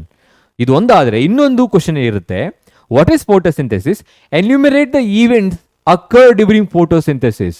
Photosynthesis ಆಗುವಾಗ ಯಾವ ಯಾವ ತರದ ಈವೆಂಟ್ಸ್ಗಳು ಆಗುತ್ತೆ ಅದನ್ನು ಕೂಡ ಕೇಳ್ತಾರೆ. ಹಾಗಾಗಿ this equation is so important. I am repeating the concept again for you. So look at here, they are utilizing the carbon dioxide. So they are absorbing this carbon dioxide from the atmosphere. From the atmosphere. Second one, they need water. They are absorbing the water from the soil by the roots. Absorb ಮಾಡ್ಕೊಂತಾ ಇದೆ. Next, they are making the food that is called glucose. So usually plant stores the food in the form of starch. They store the food in the form of starch. Then starch is the complex carbohydrate. This is complex carbohydrate. Understood? Next, starch ಅಂತ ಹೇಳಿದ್ರೆ ಏನು, it's a reserved food material present in plant. Okay, so ಈ question ನೀವು IAS level ಹೋದ್ರು ಕೂಡ ಕೇಳ್ತಾರೆ. Which is the reserved food material present in plant, present in animal ಅಂತ ಕೇಳಿದಾಗ ಪ್ಲಾಂಟ್ ಅಲ್ಲಿ ಸ್ಟಾರ್ಚ್ ಇರುತ್ತೆ, ಅನಿಮಲ್ಸ್ ಅಲ್ಲಿ ಗ್ಲೈಕೋಜನ್ ಇರುತ್ತೆ. Understood? Next, they are making the food. While making the food they are releasing oxygen and water. Oxygen ಮತ್ತೆ ವಾಟರ್ನ release ಮಾಡ್ತಾ ಇದೆ. ನಾವು my question is, there are 3 questions. Okay, what are the raw materials required for the photosynthesis? What are the end products of photosynthesis? What are the byproducts of photosynthesis? Now you can say raw materials are, what are they? Yes, they are carbon dioxide, water and mineral salts. Okay, next, when it comes to end products of photosynthesis, end product ಅಂತ ಹೇಳಿದ್ರೆ ಏನು ಅಂದ್ರೆ, the aim, the purpose of photosynthesis. Photosynthesis ಯಾಕೆ ನಡೀತಾ ಇದೆ ಪ್ಲಾಂಟ್ಸ್ಗಳಲ್ಲಿ? Because to make their food. So food is the end product. What is the food here in the product side? You know that this is the equation, reactant side and product side. Okay, right side ಅಲ್ಲಿ product side ಅಲ್ಲಿ food ಯಾವ್ದಿದೆ? That's the starch or glucose. So you can write it as C6H12O6 are the glucose are the starch is the end product of the photosynthesis. ಅದು ಕೊನೆಯ product ಆಗಿರುತ್ತೆ. ಜೊತೆಗೆ what are the by products of photosynthesis? What are the by products of photosynthesis? By products ಹೆಸರಲ್ಲೇ ಹೇಳ್ತಾ ಇದೆ, ಅಂದ್ರೆ ಬೇಡದೇ ಇರೋದು. ಈಗ ಪ್ಲಾಂಟ್ಸ್ಗಳು ಏನ್ ಮಾಡ್ತಾ ಇದೆ, ಫುಡ್ ಅನ್ನ ಪ್ರಿಪೇರ್ ಮಾಡ್ತಾ ಇದೆ. Their intention, their purpose is to make the food, not to release the oxygen and water. ಬೇಕಾಗಿಲ್ಲ. That's why they are eliminating the oxygen and water through the stomata. ಬೇಡ ಇದು ಅಂತ ಹೊರಗೆ ಆಗ್ತಾ ಇದೆ. ಅವುಗಳು ಬೇಡ ಅಂತದನ್ನ ನಾವು ಬೇಕು ಅಂತ ತಗೊಬೇಕು. ಅಂದ್ರೆ ನಾವು ರೆಸ್ಪೈರ್ ಮಾಡುವಾಗ ಆಕ್ಸಿಜನ್ ನಮಗೆ ತುಂಬಾ ಅವಶ್ಯಕತೆ. ಓಕೆ, ಉಲ್ಟಾ ಅವುಗಳಿಗೆ ಕಾರ್ಬನ್ ಡೈಆಕ್ಸೈಡ್ ಅವಶ್ಯಕತೆ ಇದೆ, ನಮಗೆ ಅವಶ್ಯಕತೆ ಇಲ್ಲ, ನಾವು ಹೊರ ಹಾಕ್ತಾ ಹೋಗ್ತೀವಿ. Carbon dioxide is the byproduct of respiration of living organisms. Oxygen is the byproduct of the photosynthesis of plants. Understood? So these are, I need to write here. So these are called oxygen and waters are the byproduct of photosynthesis. So photosynthesis ಅನ್ನೋದು 2 ಫೇಸ್ಗಳಲ್ಲಿ ಆಗುತ್ತೆ, dark and light reaction ಅಂತ ಕೇಳಿರ್ತೀರಾ. Light reaction ಅಂತ ಹೇಳಿದ್ರೆ photosynthesis driven by the light. The presence of light. ಬೆಳಕಿದ್ದಾಗ photosynthesis ಆಗೋದು. So the photosynthesis happen like driven by during night time. So that is called dark reaction that you will study in higher classes. Light reaction and dark reaction ಎಲ್ಲಾಗುತ್ತೆ ಏನು ಅಂತೆಲ್ಲ ಹೇಳ್ಬಿಟ್ಟು, ಸ್ಟ್ರೋಮದಲ್ಲಿ ಏನಾಗುತ್ತೆ, ಗ್ರ್ಯಾನದಲ್ಲಿ ಏನಾಗುತ್ತೆ ಅಂತ ಹೇಳ್ಬಿಟ್ಟು. So this is the complete the equation of photosynthesis. I hope you all understood this one, right? When it comes to events of photosynthesis, I was talking about this one. This is very important, ಹೌದಲ್ವಾ? ನಾನು ಹೇಳ್ತಾ ಇದ್ದೆ important ಅಂತ ಹೇಳಿಬಿಟ್ಟು. ಅರೆ star. When it comes to the events of photosynthesis, question ಯಾವ ಥರ ಇರುತ್ತೆ? Enumerate the events occur during photosynthesis. ಏನಾಗುತ್ತೆ? First one is absorption of light energy by chlorophyll. ಅಂದರೆ ಈಗ ಪ್ಲಾಂಟ್ಗಳು ಫುಡ್ಡನ್ನು ಮೇಕ್ ಮಾಡಬೇಕು ಅಂತ ಹೇಳಿದ್ರೆ ದೇ ನೀಡ್ ಲೈಟ್. ಸೊ ಅದನ್ನೇ ಫಸ್ಟ್ ಅಬ್ಸರ್ವ್ ಮಾಡ್ಕೊಬೇಕು. ಅದು ಇವಾಗ ಆ ಲೈಟ್ ಯಾವ್ದ್ರ ಮುಖಾಂತರ ಅಬ್ಸರ್ವ್ ಆಗುತ್ತೆ? They are absorbing the light with the help of chlorophyll. Here chlorophyll acts as just like a solar cell. Have you heard about the solar cell? Usually we are going to use it in different way today to trap the sunlight. Okay, so those solar cells, they are trapping the sunlight and converting the light energy into electric energy and mechanical energy. Likewise, in plants, there is a pigment called chlorophyll. They are responsible for trapping the sunlight. ಅದು sunlight ಅನ್ನ trap ಮಾಡುತ್ತೆ, okay, absorb ಮಾಡುತ್ತೆ ಅಂತ ಅರ್ಥ. So very first step is absorption of light energy by chlorophyll. So light is coming from sun, solar energy ಅಂತ ಹೇಳ್ತೀವಿ. Have you heard about the PAR as well? PAR, PAR, photosynthetically active radiations. Photosynthetically active radiation. ಸನ್ ಇಂದ ಬರೋ ಎಲ್ಲ ರೇಡಿಯೇಷನ್ಸ್ಗಳು ಕೂಡ ಫೋಟೋಸಿಂಥಸಿಸ್ಗೆ help ಮಾಡಲ್ಲ. ಕೆಲವು ರೇಡಿಯೇಷನ್ಸ್ಗಳು help ಮಾಡುತ್ತೆ, ಅವುಗಳಿಗೆ ನಾವು ಫೋಟೋಸಿಂಥೆಟಿಕಲಿ ಆಕ್ಟಿವ್ ರೇಡಿಯೇಷನ್ ಅಂತ ಹೇಳ್ತೀವಿ. ಓಕೆ, ಸೊ ಎನಿಯೋ chlorophyll is absorbing the light, okay, which is coming from the sun. And where it is present? Usually it is present inside the chloroplast. So many people may be confused with this. Means both are different. ಬೇರೆ ಬೇರೆ ಅಂತ ಅನ್ಕೊಂಡ್ಬಿಟ್ಟಿರ್ತಾ, ಸಾರಿ, ಒಂದೇ ಅಂತ ಅನ್ಕೊಂಡ್ಬಿಟ್ಟಿರ್ತೀರಾ. So usually ಏನಪ್ಪ ಅಂತ ಹೇಳಿದ್ರೆ, inside the chloroplast, ಅದರ ಒಳಭಾಗದಲ್ಲಿ ಏನಿರುತ್ತೆ, ಈ ಥರ ಸ್ಟ್ರಕ್ಚರ್ಗಳಿರುತ್ತೆ. These are called grana and thylakoids. In thylakoids, you can observe chlorophyll where photosystem 1 and 2 occur. Have you heard about this one? I mean, photosystem 1 and 2 ಅಂತ ಹೇಳಿದ್ರೆ ಯಾವ ಸ್ಟೇಜಲ್ಲಿ ವಾಟರ್ ಬ್ರೇಕಪ್ ಆಗುತ್ತೆ, ಯಾವ ಸ್ಟೇಜಲ್ಲಿ ಕಾರ್ಬನ್ ಡೈಆಕ್ಸೈಡ್ ರಿಡ್ಯೂಸ್ ಆಗಿ carbohydrate ಆಗುತ್ತೆ ಅಂತ ಹೇಳಿಬಿಟ್ಟು. So chlorophyll is usually present inside the chloroplast. These are the structure present only in plants. They also called plastids. ಪ್ಲಾಸ್ಟಿಡ್ಸ್ಗಳು ಪ್ಲಾಂಟ್ಗಳಲ್ಲಿ ಮಾತ್ರ ಇರುತ್ತೆ. ಕೆಲವುಗಳು ಕಲರ್ಫುಲ್ ಆಗಿರುತ್ತೆ, ಕೆಲವುಗಳು ಕಲರ್ಫುಲ್ ಆಗಿರಲ್ಲ. ಅವುಗಳಿಗೆ ನಾವು ಕ್ರೋಮೋಪ್ಲಾಸ್ಟ್ ಮತ್ತು ಲ್ಯೂಕೋಪ್ಲಾಸ್ಟ್ ಅಂತ ಹೇಳ್ತೀವಿ. Plastids which are having the pigments, they are called chromoplast. ಅದು ಗ್ರೀನ್ ಪಿಗ್ಮೆಂಟ್ ಇದ್ರೆ ಅದು ಕ್ಲೋರೋಪ್ಲಾಸ್ಟ್ ಆಗಿರುತ್ತೆ. ಪಿಗ್ಮೆಂಟೇ ಇಲ್ಲ ಅಂತ ಹೇಳಿದ್ರೆ ಅವುಗಳಿಗೆ ಲ್ಯೂಕೋಪ್ಲಾಸ್ಟ್ ಅಂತ ಹೇಳ್ತೀವಿ. They usually present in root. ಬೇರುಗಳಲ್ಲಿರುತ್ತೆ, ಆ ಬೇರುಗಳಲ್ಲಿ ನಿಮಗೆ ಗೊತ್ತು ಕಲರ್ಲೆಸ್ ಅದು, ಹಾಗಾಗಿ ಅದನ್ನು ತಿಳ್ಕೊತೀರಾ. ನೆಕ್ಸ್ಟು ಸೆಕೆಂಡ್ ಸ್ಟೆಪ್ ಅಲ್ಲಿ ಏನಾಗ್ತಾ ಇದೆ? So in the second step usually conversion of light energy into chemical energy. ಈಗ ಆ ಲೈಟ್ ಎನರ್ಜಿ ಅಬ್ಸಾರ್ಬ್ ಆಗಿದೆಯಲ್ಲ, that must be converted into what?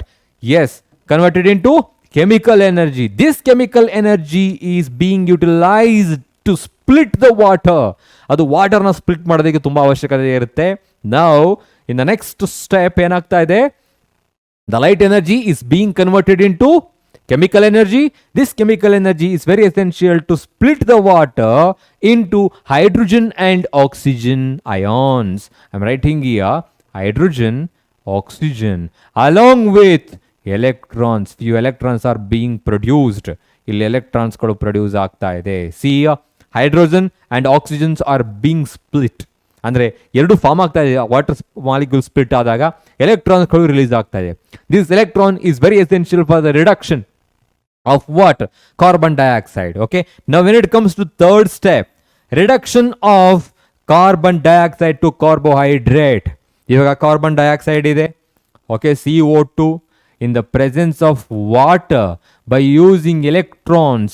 Okay, so what they are making food. We can say CH2O means you can write it as N as well. This is the general formula of carbohydrate, and they are releasing again oxygen.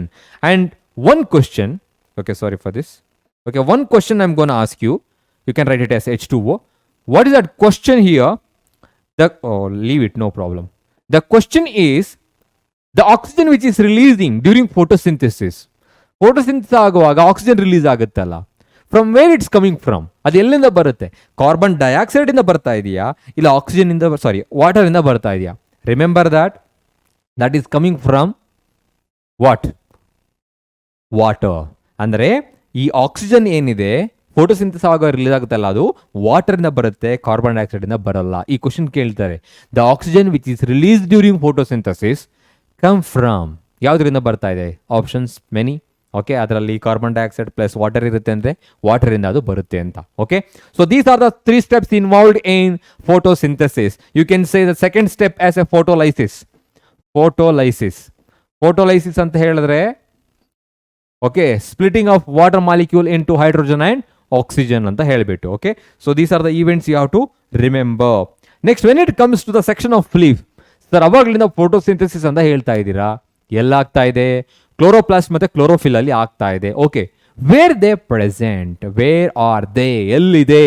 S, we need to understand the section of leaf. ಒಂದು leaf blade ಅನ್ನ ನಾವು section ತೆಗೆದ್ರೆ, leaf lamina ಅಂತ ಏನಿರುತ್ತೆ ಆ blade ಅನ್ನ section ತೆಗೆದ್ರೆ, you can observe this particular part. ಈ ಪೋರ್ಷನ್ ಕಾಣಿಸುತ್ತೆ ನಿಮಗೆ, okay, under microscope. So what are they? When you take a section of leaf, any plant or dicotyledonous or monocotyledonous, you can observe 2 layers, right? They are upper epidermis and lower epidermis. They are the protective layers. Upper epidermis and lower epidermis, they are the protective layers. They act like our skin. ನಮಗೆ ನಮ್ಮ skin ಹೇಗಿರುತ್ತೋ ಅದೇ ಥರ ಪ್ಲಾಂಟ್ಸ್ಗಳಿಗೆ epidermis ಆಗಿರುತ್ತೆ. Okay, upper epidermis and lower epidermis. Above the upper epidermis, there is a waxy layer. That waxy layer is called cuticle, which prevents the loss of water during daytime. I mean, ಇದು ಪ್ರೊಟೆಕ್ಷನ್ಗೂ ಸಹಾಯ ಮಾಡುತ್ತೆ, ಜೊತೆಗೆ loss of ವಾಟರ್ನ ಕೂಡ ಏನು ಮಾಡುತ್ತೆ? Prevent ಮಾಡುತ್ತೆ. Next, in between, this is very important, in between the upper and lower epidermis, there are 2 different types of cells are present. They are called palisade parenchyma and spongy parenchyma. Palisade and spongy parenchyma. Palisade parenchyma are usually elongated cells, okay, and closely packed. They are closely packed, okay, without intercellular space. See, these are the elongated columnar shaped structure cells. They present towards the upper epidermis, closely packed, ಎಲ್ಲವೂ ಕೂಡ close ಆಗಿ pack ಆಗಿರುತ್ತೆ, without intercellular space. When it comes to the second part of the lamina or the leaf blade, spongy parenchyma, as the name itself indicates, spongy means having the large intercellular space. ಅವುಗಳ ಮಧ್ಯದಲ್ಲಿ ಗಾಳಿಯ ಅವಕಾಶ ಇರುತ್ತೆ. So spongy parenchyma in the sense they are usually spherical in nature, as well as they are having large intercellular space. Having large intercellular space, ಅವುಗಳ ಮಧ್ಯದಲ್ಲಿ space ಜಾಸ್ತಿ ಇರುತ್ತೆ. Okay, next, when it comes to the lower epidermis, okay, ಅದಕ್ಕಿಂತ ಮುಂಚೆ ಇಲ್ಲಿ ನೋಡಿ, ಇವಾಗ ಈ ಎರಡಿದೆ ನೋಡಿ, ಪ್ಯಾರನ್ಕೈಮಾ ಅಂತ ಹೇಳಿದ್ನಲ್ಲ, these 2 are also called mesophyll cells. ಇವೆರಡುಗಳಿಗೆ ಮೀಸೋಫಿಲ್ ಸೆಲ್ಸ್ ಅಂತ ಹೇಳ್ತೀವಿ. Okay, these mesophyll cells are responsible for photosynthesis. Now I can draw that. Okay, just observe here the palisade parenchyma, which is present and gets attached to the upper epidermis. They are having large number of chloroplast. ಇವುಗಳಲ್ಲಿ chloroplast ಜಾಸ್ತಿ ಇರುತ್ತೆ. Okay, my question is, why palisade parenchyma having more number of chloroplast when compared to the spongy parenchyma? Comparatively ಇಲ್ಲಿ ತುಂಬಾನೇ ಜಾಸ್ತಿ ಕ್ಲೋರೋಪ್ಲಾಸ್ಟ್ಗಳಿರುತ್ತೆ. ಯಾಕೆ ಅಂತ ಹೇಳಿದ್ರೆ, because they are present towards the upper epidermis.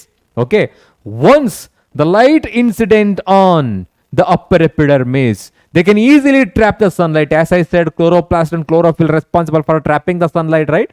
So ಇಲ್ಲಿ ಲೈಟ್ ಎನರ್ಜಿ ಬರ್ತಾ ಇದೆ ಅಂತ ಹೇಳಿದ್ರೆ, ಆ ಲೈಟ್ ಅನ್ನ ಟ್ರ್ಯಾಪ್ ಮಾಡೋದಕ್ಕೆ ಕ್ಲೋರೋಪ್ಲಾಸ್ಟ್ಗಳು ಜಾಸ್ತಿ ಇರಬೇಕು. ಓಕೆ, ಸೊ ಹಾಗಾಗಿ the palisade parenchyma a kind of mesophyll cells which are present towards the upper epidermis, having more number of chloroplasts to trap the sunlight and to increase the efficiency of the photosynthesis. So once the light incident on the upper epidermis, they can easily trap it and use for the photosynthesis. And when it comes to this one, this particular portion that we have provided here, this is called vascular tissues. Vascular tissues means they're responsible for transportation, xylem and phloem. And here, the last part you can observe, this is stomata. Means they are the tiny pores present on the surface of leaves, both upper and lower epidermis. When compared to the monocotyledonous plants, in dicotyledonous plants, lower epidermis are having more number of stomata. Okay, ಈ ಮಾನೋಕಾಟ್ಗಳಲ್ಲಿ number of stomata ಎರಡು ಲೇಯರ್ಗಳಲ್ಲೂ equal ಆಗಿರುತ್ತೆ, more or less equal ಆಗಿರುತ್ತೆ. But when it comes to dicotyledonous plants, more number of stomata are present in the lower epidermis when compared to the upper epidermis. Okay, they are responsible for exchange of gases. Okay, exchange of gases, and also responsible for excretion and also responsible for transpiration. ಅಂದ್ರೆ water evaporate ಆಗೋದಕ್ಕೆ ಅದು ಸಹಾಯ ಮಾಡುತ್ತೆ. ಅರ್ಥ ಆಯ್ತಾ? So this is the section of leaf. I will explain it once again. When you take a section of leaf, you can observe two layers, upper and lower epidermis. In between upper and lower epidermis, mesophyll cells are present. Palisade parenchyma and spongy parenchymatous cells. Palisade parenchyma cells are usually elongated and closely packed, having more number of chloroplasts when compared to spongy parenchyma. They having more number of chloroplasts because to trap the sunlight more efficiently. And spongy parenchyma, as the name indicates, they are spongy because of the presence of large intercellular space in between them. Okay, jotege stomata is there. They are the tiny pores present in the lower epidermis as well as upper epidermis, responsible for the exchange of gases, transpiration and excretion. Okay, vascular tissues are present, understood? And the stomata number varies dicot to monocot, upper epidermis to lower epidermis. This is the section of leaf. When it comes to stomata, okay, as I have mentioned, stomata andre ಏನು ಇವಾಗ ತಿಳ್ಕೊಬೇಕು. Stomata ಅಂತ ಹೇಳಿದ್ರೆ tiny pores present on the surface of leaves. Writing here, these are the tiny pores present on the surface of leaves. Okay, ಲೀವ್ಸ್ಗಳ surface ಅಲ್ಲಿ ಇರೋ ಚಿಕ್ಕ ರಂಧ್ರಗಳಿಗೆ ನಾವು ಸ್ಟೊಮ್ಯಾಟಾ ಅಂತ ಹೇಳ್ತೀವಿ. ಕನ್ನಡದಲ್ಲಿ ಪತ್ರ ರಂಧ್ರಗಳು ಅಂತ ಹೇಳ್ತೀವಿ. ಓಕೆ, ಸೊ ಇವಾಗ ಅದ್ರ structure ತಿಳ್ಕೋಣ. So when you observe this particular structure, okay, there are two bean-shaped cells are present. These two bean-shaped cells which are present in stomata are called guard cells. ಇವುಗಳಿಗೆ ನಾವು guard cells ಅಂತ ಹೇಳ್ತೀವಿ. As the name indicates, guard means protection. ಅವುಗಳಿಗೆ ಕನ್ನಡದಲ್ಲಿ ಕಾವಲು ಜೀವಕೋಶಗಳು ಅಂತ ಹೇಳ್ತೀವಿ. ಕಾವಲು ಕಾಯುವುದು, ಯಾವುದನ್ನ ಗಾರ್ಡ್ ಮಾಡ್ತಾ ಇದೆ? They are guarding this particular stomatal pore. ಈ ಪೋರ್ ಅನ್ನ ಗಾರ್ಡ್ ಮಾಡ್ತಾ ಇದೆ, ಹಾಗಾಗಿ ಇದನ್ನ ಗಾರ್ಡ್ ಸೆಲ್ಸ್ ಅಂತ ಹೇಳ್ತೀವಿ. Again this entire stomatal pore and guard cells are covered by some cells of epidermis, so they are called subsidiary cells. ಅಂತ ಹೇಳೋಣ. Okay, next, as you know that all plant cells are having chloroplast. So here guard cells are also a kind of plant cell. They are having the chloroplast. ಹಾಗಾಗಿ ಅವುಗಳು chloroplast ಅನ್ನು ಹೊಂದಿದೆ. ಜೊತೆಗೆ here you can observe the stomatal pore which is guarded by the guard cell. ಕಾವಲು ಜೀವಕೋಶಗಳಿಂದ ಆವರಿಸಿರೋ ಒಂದು ಸ್ಟೊಮ್ಯಾಟಲ್ four ಅನ್ನ, ಪತ್ರ ರಂಧ್ರವನ್ನ ನೀವು ಇಲ್ಲಿ ನೋಡಬಹುದು. So two diagrams we have provided here. One is usually open stomatal pore and another one is closed one. ಒಂದು open ಇದೆ, ಒಂದು ಕ್ಲೋಸ್ ಇದೆ. ಯಾಕೆ, ಯಾವಾಗ ಓಪನ್ ಇರುತ್ತೆ ಮತ್ತೆ ಕ್ಲೋಸ್ ಇರುತ್ತೆ ಅಂತ ತಿಳ್ಕೊಬೇಕು. Usually in most of the plants stomata R open during day time. Okay, usually stomata R open during day time. Day time ಅಲ್ಲಿ ಓಪನ್ ಇರುತ್ತೆ. When it comes to this particular structure, they usually closed during night time. ಯಾವಾಗ night ಟೈಮಲ್ಲಿ ಏನಾಗಿರುತ್ತೆ, ಅದು close ಆಗಿರುತ್ತೆ. ಯಾಕೆ close ಆಗುತ್ತೆ, ಯಾಕೆ ಓಪನ್ ಆಗುತ್ತೆ, ಅದು ಇಂಪಾರ್ಟೆಂಟ್. ಇವಾಗ During daytime, they are open because of the presence of sunlight, because of the process called endosmosis. Why they are open? Because for the photosynthesis. During photosynthesis, they need carbon dioxide. Yes, of course, this is the pathway for both oxygen and carbon dioxide. ಇದ್ರ ಮುಖಾಂತರನೇ ಹೊರಗಡೆ ಹೋಗಬೇಕು ಮತ್ತೆ ಒಳಗಡೆ ಹೋಗಬೇಕು. ಹಾಗಾಗಿ during day time they R open, so responsible for photosynthesis. Understood? And also remember that. So what is that? They are responsible for photosynthesis. Photosynthesis. Understood? Next one. Here during night time, okay, photosynthesis is not happening, so that's why they are usually closed. I am talking about normal plants. Desert plant ಬಗ್ಗೆ ಆಮೇಲೆ ಮಾತಾಡೋಣ ಇವಾಗ. Okay, can I repeat it? So this is a question they're going to ask for 3 marks. Draw a neat label diagram of stomatal pore. Stomatal pore, both open as well as closed. First ನಿಮಗೆ label ನೆನಪಿರಬೇಕು, structure ಗೊತ್ತಿರಬೇಕು. Stomatal pore ಯಾವ ತರ ಇರುತ್ತೆ? Usually they are having a 2 bean shaped guard cells which covers the stomatal pore. Inside the stomatal pore you can observe, open or it may be closed. Inside the guard cells, you can observe chloroplast and the nucleus. As they are cells, chloroplast and nucleus is present. So they are surrounded by the subsidiary cells. Ali subsidiary cells cover agirutte. Open and closed. And for you, I'm just going to draw this particular diagram because it's very important, as I have mentioned. Okay, first you need to draw. What is this? Guard cells. ಎರಡು guard ಸೆಲ್ಸ್ಗಳನ್ನ ಬರಿಬೇಕು, which are usually identical to each other. Identical ಆಗಿರಲಿ. And here I am just trying to emphasize this particular portion called stomatal pore. And if you want you can make a double. That looks good as well. Okay, later you can shade it if you are willing to. ಅದನ್ನು ಬೇಕು ಅಂತ ಹೇಳಿದ್ರೆ ನೀವು ಅದನ್ನು shade ಮಾಡಬಹುದು. Okay, next, after writing this, I'm just gonna draw subsidiary cells around it. So these are the subsidiary cells which are present around the guard cells. Guard cells is the subsidiary cells irutte. Then inside this particular guard cells, there are chloroplasts are present. Chloroplasts are present, and you can observe the nucleus as well. Why I didn't pick the yellow? Yes, here the nucleus. Now let me label it while you are labeling, because this is the first diagram I am writing here. So you have to keep this in your mind. Nenpitkolli, while you are drawing, you have to draw with any other kind of pencils, like which is very dark. Then while you are labeling, all labels should be in right side. Try to label it in right side, and all labels are parallel to each other. Ellavu kuda parallel agirbeku. If any labels are overlapping, then only you have to shift that to the left side. ಆಮೇಲೆ ಅದನ್ನ ಏನು ಮಾಡಬೇಕು, left ಸೈಡ್ಗೆ shift ಮಾಡಬೇಕು, overlap ಆಗ್ತಾ ಇದ್ರೆ. ಅದರ ಜೊತೆಗೆ ಏನಪ್ಪ ಅಂತ ಹೇಳಿದ್ರೆ, ಡೋಂಟ್ ಯೂಸ್ ಎನಿ ಆರೋಸ್. ಆ ಬಾಣದ ಗುರುತನ್ನು ಯೂಸ್ ಮಾಡಬೇಡಿ. Okay, and if you want to write the name of diagram, you always write below the diagram. ನೀವು ಯಾವುದೇ ಟೆಕ್ಸ್ಟ್ ಬುಕ್ ನೋಡಿ ಬಯಾಲಜಿಯಲ್ಲಿ ಡಯಾಗ್ರಾಮ್ಸ್ಗಳ ಮೇಲ್ಭಾಗದಲ್ಲಿ ನೇಮ್ ಕೊಟ್ಟಿರಲ್ಲ, ಕೆಳಭಾಗದಲ್ಲಿ ಕೊಟ್ಟಿರ್ತಾರೆ. ಎಲ್ಲವೂ ಕೂಡ ಪ್ಯಾರಲಲ್ ಆಗಿರಬೇಕು, ಸ್ಟ್ರೈಟ್ ಆಗಿರಬೇಕು ಅಂತ. ಸೊ ಹಾಗಾಗಿ ಫಸ್ಟ್ ಡಯಾಗ್ರಾಮ್ ಆಗಿರೋದ್ರೆ ನಾನು ಹೇಳ್ತಾ ಇದ್ದೀನಿ, let me label it right now. So these are called subsidiary cells. Subsidiary cells. Okay, then second part I am just mentioning here, this is guard cell, and these are chloroplast. Okay, then as I've mentioned, I need to make it parallel, so this is stomatal pore. That's it, I guess. We don't want to mention the nucleus. So this is the way how to draw and how to label it. And this is opened stomata. Closed stomata barivaga, just to make these two guard cells little flaccid. ಸ್ವಲ್ಪ ಚಿಕ್ಕದಾಗಿ ಮಾಡಿ ಅದನ್ನ. Okay, swell ಅಲ್ಲ, ಫ್ಲೆಸಿಡ್ ಮಾಡಬೇಕು.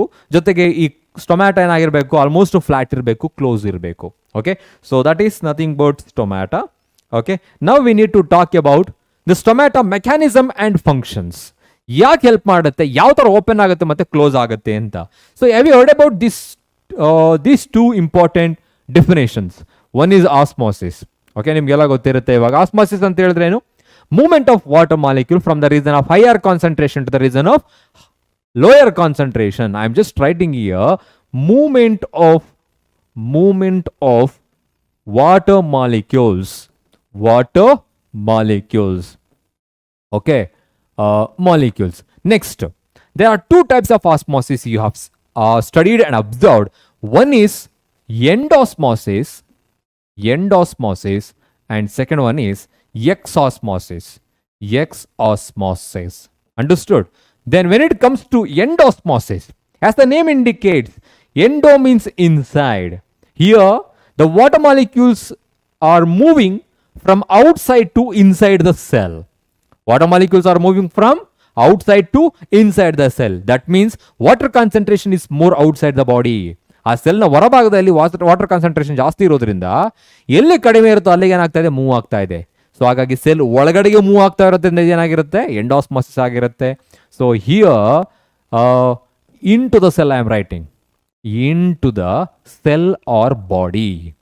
Water molecule is moving into the cell or into the body. Next here, exosmosis ke bandre, out of the cell. You can say out of the cell. Let me take an example here. This is what is this? Stomata. 1 minute. Where can I write it? Yes. Can I take one more slide for this? Yes. Consider this is stomata. ಇಲ್ಲೊಂದು stomata ಇದೆ ಅಂತ ತಿಳ್ಕೊಳ್ಳೋಣ. Okay, ಈ stomata ಏನಾಗಿದೆ ಇವಾಗ? Open ಇದೆ. This is a opened stomata. Why it is open? During day time, just imagine that subsidiary cells are having large number of water when compare to the guard cells. Okay, once the water molecules move into the guard cells due to endosmosis, ಇಲ್ಲಿ ಎಂಡೋಸ್ಮಾಸಿಸ್ ಆಗುತ್ತೆ. ಎಂಡೋಸ್ಮಾಸಿಸ್ ಇದ್ದಾಗ ಏನಾಗುತ್ತೆ? Yes, of course. So once the water molecules enters into the guard cells become swell. ಇದೇನಾಗುತ್ತೆ? Swell ಆಗುತ್ತೆ, ಊದ್ಕೊಳ್ಳುತ್ತೆ, ಟರ್ಜಿಡ್ ಆಗುತ್ತೆ. Once these guard cells swell, ಅದು swell ಆದಾಗ ಏನಾಗುತ್ತೆ? They become bulged and stomata become open. ಇದು ಓಪನ್ ಆಗುತ್ತೆ. Understood? This is because of endosmosis. ಈಗ ಸೆಕೆಂಡ್ ಫಿನಾಮಿನಾ ನೋಡೋಣ. So another phenomena is just like this. Okay, these are the stomata. I mean, this is the stomata. These are the guard cells. During night time, the water concentration is more here. Just consider that. Okay. So, the water molecule is moving from higher concentration to the lower concentration. That means from inside to outside. Because of this exosmosis. So, the guard cells are losing their water, losing their turgidity, and they become flaccid. Now the stomatal pore becomes closed. ಇದೇನಾಗುತ್ತೆ ಇವಾಗ? Closed ಆಗುತ್ತೆ. Understood? The stomata are open during daytime. Okay. Why they are open? Because of endosmosis, water molecule move from outside to inside the guard cells. Once the water gets into the guard cell, it becomes turgid and bulged. Then stomata open. Likewise, during night time, so when water molecule or concentration is more inside the guard cell, due to exosmosis, the guard cells becomes flaccid. ಅದು ಫ್ಲಾಸಿಡ್ ಆಗುತ್ತೆ, flat ಆಗುತ್ತೆ. ಅವಾಗ ಏನಾಗುತ್ತೆ? Stomata close ಆಗುತ್ತೆ. This is the mechanism. I am just talking about mechanism ಯಾವ ಥರ ಆಗುತ್ತೆ ಅಂತ ಹೇಳ್ಬಿಟ್ಟು. ಸೊ ಎಂಡೋಸ್ಮಾಸಿಸ್ ಇಂದ ಏನಾಗುತ್ತೆ? Stomata R open. Let me right. Okay, stomata are open due to endosmosis. Open. So likewise, due to exosmosis, stomata are closed. Close ಆಗುತ್ತೆ. Next, functions ಗೆ ಬರೋಣ. What are the functions of stomata? ಯಾವುದಕ್ಕೆ help ಮಾಡುತ್ತೆ? As I said, these are the tiny pores which are present on the surface of leaves. In the previous slide I have written. They are responsible for exchange of gases. Gases exchange ಆಗೋದಕ್ಕೆ ಸಹಾಯ ಮಾಡುತ್ತೆ. Carbon dioxide is moving into their body and oxygen and water is moving out of the body. They are also responsible for transpiration, ಬಾಷ್ಪ ವಿಸರ್ಜನೆ. Transpiration means loss of water through the stomata in the form of vapors. Remember, transpiration is not an evaporation. Both are different. It's merely evaporation. Evaporation is a physical process, transpiration is a physiological process, and it is also responsible for excretion. Okay, excretion in the sense removal of unwanted substances. They don't want oxygen, they don't want carbon dioxide, sorry, water, they don't want any other substances, so they are just removing out of the body through the stomata. So okay, so this is stomata mechanism and function. Stomata are the tiny pores which are present on the surface of leaves. In dicotyledonous plants, lower epidermis having more number of stomata. In monocotyledonous plants, stomata are more or less similar in both the epidermis. Likewise, when it comes to mechanism, stomata are always open during daytime in most of the plants because of endosmosis. Endosmosis ಅಂತ ಹೇಳಿದ್ರೆ movement of water molecule from outside to into the body or inside the cell. Endosmosis ಆಗುತ್ತೆ, cells turgid ಆಗುತ್ತೆ, stomata open ಆಗುತ್ತೆ. Likewise, during night time, due to exosmosis, stomata are closed. ಯಾಕೆ close ಆಗುತ್ತೆ? Because once the water molecule move out of the cell, cells means guard cells became flaccid. So that flaccidity leads to closing the stomata. Stomata close ಆಗುತ್ತೆ. Okay? So this is one phenomena. Next, when it comes to photosynthesis in desert plants, so first we need to understand the adaptation. As you all know, the desert, okay, sorry, desert ಅಂತ ಹೇಳಿದ್ರೆ ನಿಮಗೆ ಒಂದು ಗೊತ್ತಿರಲಿ ಯಾವ ಥರ ಇರುತ್ತೆ ಅಂತ ಹೇಳ್ಬಿಟ್ಟು, ಅಂದರೆ ಹ್ಯಾರ್ಶ್ ಕಂಡೀಷನ್ ಇರುತ್ತೆ, ತುಂಬ ಹಾಟ್ ಇರುತ್ತೆ, ವಾಟರ್ ಸ್ಕೇರ್ಸಿಟಿ ಇರುತ್ತೆ. ಹಾಗಿದ್ರೆ ಅಲ್ಲೂ ಕೂಡ ಪ್ಲಾಂಟ್ ಇದೆ. How those plants are surviving in such harsh condition? ಅಂಥ ಒಂದು ಹ್ಯಾರ್ಶ್ ಕಂಡೀಷನಲ್ಲಿ ಆ ಪ್ಲಾಂಟ್ಸ್ಗಳು ಬದುಕಬೇಕು ಅಂತ ಹೇಳಿದ್ರೆ they need to modify something, they need to adapt themselves to live in such harsh habitat. Okay, first we need to understand what are the modifications they have done. First one, they in such kind of desert plants ಏನಾಗ್ತಾ ಇದೆ, so leaves are modified into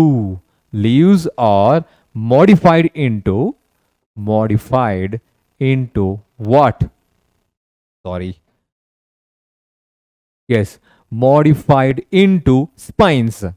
ಮುಳ್ಳುಗಳಾಗಿ modified ಆಗಿರುತ್ತೆ. ಯಾಕೆಂತ ಹೇಳಿದ್ರೆ ಲೀವ್ಸ್ಗಳು ದೊಡ್ಡದಾಗಿದ್ರೆ ಏನಾಗುತ್ತೆ, if the surface of leave is more, then they are easily open to the sunlight, so they can easily, I mean water is going to lost ಆಗ್ಬಿಡುತ್ತೆ. That's why to reduce the loss of water here the leaves are modified into spines. Sir, ಹಾಗಿದ್ರೆ ಈ ಎಲೆಗಳು ಮುಳ್ಳುಗಳಾಗ್ಬಿಟ್ರೆ photosynthesis ಮಾಡೋದು ಯಾರು? Who is going to prepare the food in such plants? Yes, here the stem is usually, stem ಏನಿರುತ್ತೆ, this is succulent ಅಂತ ಹೇಳ್ತೀವಿ. ಅಂದರೆ ತುಂಬಾನೇ ಸ್ವಲ್ಪ ಡಿಲಿಷಿಯಸ್ ಆಗಿರುತ್ತೆ, ಬಲ್ಜ್ಡ್ ಆಗಿರುತ್ತೆ. They have capacity to, they have ability to store the ವಾಟರನ್ನು store ಮಾಡುತ್ತೆ. ಅದ್ರ ಜೊತೆಗೆ they are green in colour. That means they have chlorophyll and responsible for photosynthesis. Okay, these are the modifications of stem, how they are. And also they have deep root system. ಇವುಗಳಲ್ಲಿ root system ತುಂಬ ಏನಾಗಿರುತ್ತೆ, deep ಆಗಿರುತ್ತೆ. Because they are already facing the scarcity of water. ನೀರಿನ ಅಭಾವವನ್ನು face ಮಾಡ್ತಾ ಇದೆ. ಹಾಗಾಗಿ they need water, they need to store the water in their stem, they need water from the ground as well. So ಹಾಗಾಗಿ deep root system ಇರುತ್ತೆ. Major important, the characteristic is here stomata are very less. But less ಆಗಿರುತ್ತೆ. They are open during night time. ಈಗ ಎಲ್ಲ ಪ್ಲಾಂಟ್ಸ್ಗಳ ಬಗ್ಗೆ ಮಾತಾಡಬೇಕಾದ್ರೆ ನಾನು ಹೇಳಿದೆ, in most of the plants, stomata are open during daytime for helps in photosynthesis. But in the case of desert plants, stomata remain open during what? Night time. But they remain closed during daytime. Daytime ಅಲ್ಲಿ close ಆಗಿರುತ್ತೆ, night time ಅಲ್ಲಿ open ಆಗಿರುತ್ತೆ. ಯಾಕೆ ಈ ತರ ಆಗುತ್ತೆ? So ಅದನ್ನ ಇವಾಗ ತಿಳ್ಕೊಳ್ತಾ ಹೋಗೋಣ. ಈಗ ಅಡಾಪ್ಟೇಷನ್ ಅರ್ಥ ಆಗಿದೆಯಲ್ಲ? So that means leaves are modified into spines to reduce the loss of water. Again, stem is usually succulent, green in color. They are responsible for photosynthesis as well as storing the food and water. Store ಮಾಡಿ ಇಟ್ಕೊಂಡಿರುತ್ತೆ. ಜೊತೆಗೆ they have a deep root system because They are already facing the scarcity of water. They need water from the underground as well. And stomata are very less because, again, the same reason, because to prevent the loss of water, those stomata are open during night time, they are closed during daytime. Why? Because, again, the same reason, because to prevent the water loss. Next, when it comes to photosynthesis in desert plant, adaptation ಆಯ್ತು. ಇವಾಗ ಯಾವ ತರ photosynthesis ಆಗುತ್ತೆ ಅಂತ ತಿಳ್ಕೊಳ್ಳೋಣ. As I've mentioned, in case of desert plant, stomata are usually ಏನಾಗಿರುತ್ತೆ, open during night time. ರಾತ್ರಿಯ ವೇಳೆಯಲ್ಲಿ, ಡ್ಯೂರಿಂಗ್ ನೈಟ್, ರಾತ್ರಿಯ ವೇಳೆಯಲ್ಲಿ ಅದು ಓಪನ್ ಆಗಿರುತ್ತೆ. ಸೊ ಯಾಕೆ ಓಪನ್ ಆಗಿರುತ್ತೆ ಅಂತ ಹೇಳಿದ್ರೆ, ಅದು ಉಲ್ಟ ತಿಳ್ಕೊಳ್ಳೋಣ. During day time they are closed. ಯಾಕೆ ಕ್ಲೋಸ್ ಆಗಿರುತ್ತೆ? Because to prevent the loss of water, to avoid the loss of water, ಅದನ್ನ ಅವಾಯ್ಡ್ ಮಾಡೋದಕ್ಕೆ. ಏನೇವು, ಬಿಕಾಸ್ ಅಲ್ಲಿ ನೀರು ಇಲ್ಲದೆ ಇರೋದ್ರಿಂದ ಅದು ಪ್ರಿಸರ್ವ್ ಮಾಡ್ಕೊಬೇಕು.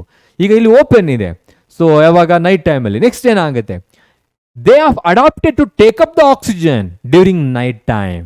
ಈ ಪ್ಲಾಂಟ್ಸ್ಗಳು ನೈಟ್ ಟೈಮಲ್ಲಿ ಆಕ್ಸಿಜನ್ ಟೇಕಪ್ ಮಾಡ್ಕೊಳ್ಳೋ ಒಂದು ಕೆಪಾಸಿಟಿ ಇರುತ್ತೆ. ಹಾಗಾಗಿ the desert plants have adapted, they have adapted to take up the oxygen, to take up the oxygen, to take up the oxygen, okay, during night time, during night time. Next, by using, why I am writing this oxygen, sorry, they have adapted to take up the carbon dioxide during night time. Sorry for that, they are taking the carbon dioxide during night time. Next, with the help of this carbon dioxide, as you all know that fixation of carbon dioxide, ribosco, ribulose, biphosphate, oxygenase and carboxynase ಅಂತ ಹೇಳ್ತೀವಿ, carboxynase. So ಇದೇನು ಮಾಡುತ್ತೆ ಅಂತ ಹೇಳಿದ್ರೆ, it's a protein responsible for trapping the carbon dioxide, carbon dioxide fixation ಅಂತ ಹೇಳ್ತೀವಿ. So this carbon dioxide ಏನ್ ಮಾಡ್ತಾ ಇದೆ during night time, that produces an intermediate compound, intermediate compound, that produces an intermediate compound called malic acid, compound called malic acid during night time. Okay, malic acid. So after that, during daytime in the presence of light, this malic acid is converted into glucose. ಅದು glucose ಆಗಿ convert ಆಗುತ್ತೆ. This is how photosynthesis is taking place in desert plants during night time. I will repeat it. In desert plants, stomata are always remain closed during daytime. They are open during night time. ರಾತ್ರಿ ವೇಳೆಯಲ್ಲಿ open ಆಗಿರುತ್ತೆ. So why they are closed during daytime? Because to prevent the loss of water, because to avoid the transpiration. Next, when it comes to second one, they adapted to take up the carbon dioxide during night time because stomata are open. ರಾತ್ರಿ ವೇಳೆಯಲ್ಲಿ ಇದು carbon dioxide ತೆಗೆದುಕೊಳ್ಳುತ್ತೆ. Okay, with the help of this carbon dioxide, an intermediate compound called malic acid is produced. Malic acid formation ಆಗುತ್ತೆ. Have you heard about the CAM pathway? CAM pathway means crassulacean acid metabolism pathway. ಈ ಪ್ಲಾಂಟ್ಸ್ಗಳಲ್ಲಿ ಆ ಥರದ ಒಂದು pathway ಆಗುತ್ತೆ. Okay, so ಅವುಗಳು ರಾತ್ರಿಯ ವೇಳೆಯಲ್ಲಿ carbon ಡೈಆಕ್ಸೈಡ್ನ utilise ಮಾಡಿಕೊಂಡು ಮ್ಯಾಲಿಕ್ ಆಸಿಡನ್ನು ಪ್ರೊಡ್ಯೂಸ್ ಮಾಡುತ್ತೆ. After that, this malic acid intermediate compound during daytime in the presence of light, that is converted into glucose, means food. So this is how the desert plants are making their food during night time as well as daytime. Okay, so when it comes to the understanding part, okay, what you understood till now, ಇಲ್ಲಿ ತನಕ ನೀವು ಏನು ಅರ್ಥ ಮಾಡ್ಕೊಂಡ್ರಿ ಅನ್ನೋದು important ಇವಾಗ. Okay, so ಅಂದರೆ ನಾವು ಇಲ್ಲಿ ತನಕ ಏನು ಡಿಸ್ಕಸ್ ಮಾಡಿದ್ವು, we were discussing about the nutrition, modes of nutrition, different types of heterotrophic nutrition, autotrophic nutrition, photosynthesis, structure of leaf, structure of stomata, ಇಷ್ಟನ್ನೂ ಕೂಡ ತಿಳ್ಕೊಂಡು, ಹೌದಲ್ವಾ? ಅಷ್ಟರಲ್ಲಿ ಒಂದು ಕ್ವಶನ್ ಕೇಳ್ತಾ ಇದ್ದೀನಿ, ಏನಂತ ಹೇಳಿದ್ರೆ, which of the following are energy foods? ಇವುಗಳಲ್ಲಿ ಎನರ್ಜಿ ಫುಡ್ ಯಾವುದು? Options are carbohydrates and fats, proteins and mineral salts, vitamins and minerals, water and roughages. Okay, let me explain every options here. This is wrong. Why? Because water and roughages are supportive food. These are supportive nutrients I am writing. These are supportive nutrients. When it comes to vitamins and minerals, as I said, these are protective food. This is not a answer right now. These are protective food. And when it comes to proteins and minerals. Minerals also are the protective food and proteins are the body building food. So this is also not the answer. Carbohydrate and fats are the energy foods because they provide energy instantly after digestion, because during digestion that is converted into absorbable form. Okay, so till now we have studied about what? Yes, about photosynthesis and nutrition. Now we need to discuss about the holozoic nutrition in amoeba, paramecium and human being. Okay, so let's start that. Now let's discuss about another important topic, holozoic nutrition. So as we have discussed about autotrophic nutrition, we are just continuing that topic. Holozoic nutrition ಬಗ್ಗೆ ತಿಳ್ಕೊಳ್ತಾ ಇದೀವಿ in animals including amoeba, paramecium and human beings. Okay, so then what is the meaning of holozoic nutrition? Okay, as I have mentioned that holozoic nutrition is a mode of nutrition in which an organism take in whole food material and break it down inside the body. Okay, other living organisms like saprophytes, they usually break down the food outside the body, then they will take it into their body. But here in the case of holozoic nutrition, so what is happening here? We are taking the food into our body, then we are going to break it down inside the body. Such type of nutrition is called holozoic nutrition, and such organisms are called holozoic nutrient organisms. Okay, so ಇದೀಗ ಗೊತ್ತಾಯ್ತು ಅಂದ್ರೆ ಒಳಗಡೆ ತೆಗೆದುಕೊಂಡು ನಂತರ break down ಮಾಡೋದು ಅಂತ. Okay, few examples I have mentioned here. ಕೆಲವು examples ಗಳಿದೆ. Amoeba, paramecium, most vertebrates like humans, cows, dogs, all are usually comes under this category. ಎಲ್ಲವೂ ಕೂಡ ಫುಡ್ ಅನ್ನು ತೆಗೆದುಕೊಂಡು ನಂತರ ಬ್ರೇಕ್ ಡೌನ್ ಮಾಡ್ತಾ ಹೋಗುತ್ತೆ. Okay, so when it comes to steps involved in holozoic nutrition, we need to discuss from the beginning of amoeba.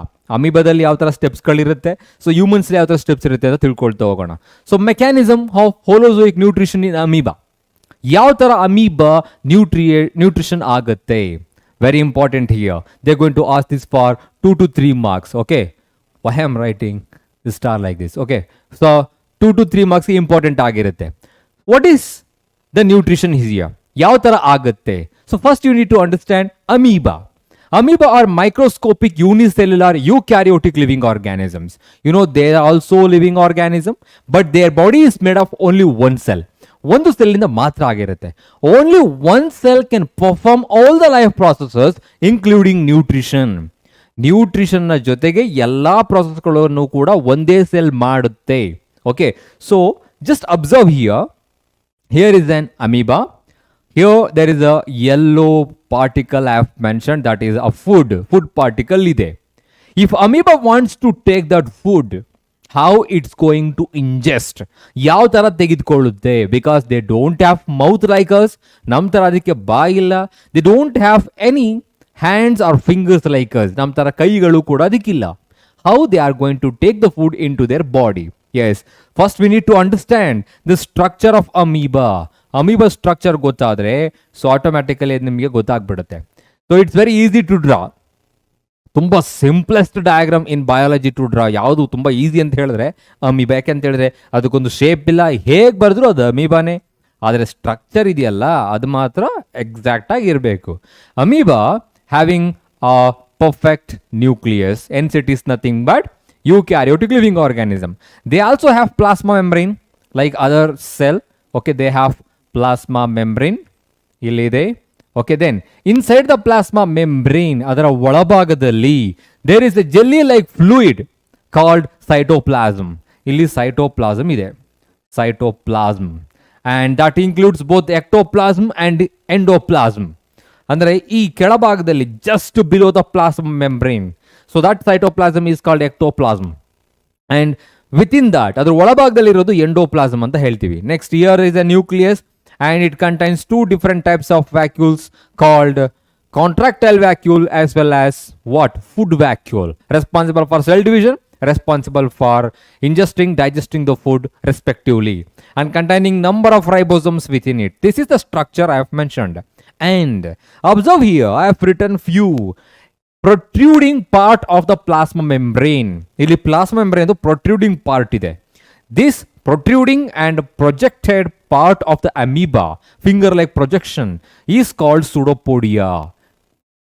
Pseudopodia. ಇವುಗಳಿಗೆ pseudopodia ಅಂತ ಹೇಳೋಣ. ಓಕೆ, ಸೊ pseudopodia ಫಂಕ್ಷನ್ ಏನಿರುತ್ತೆ ಆಗಿದ್ರೆ, they are responsible for locomotion, movement, and also responsible for ingesting the food called phagocytosis. So you can observe in amoeba nutrition occur, or they are going to ingest the food by the process called phagocytosis.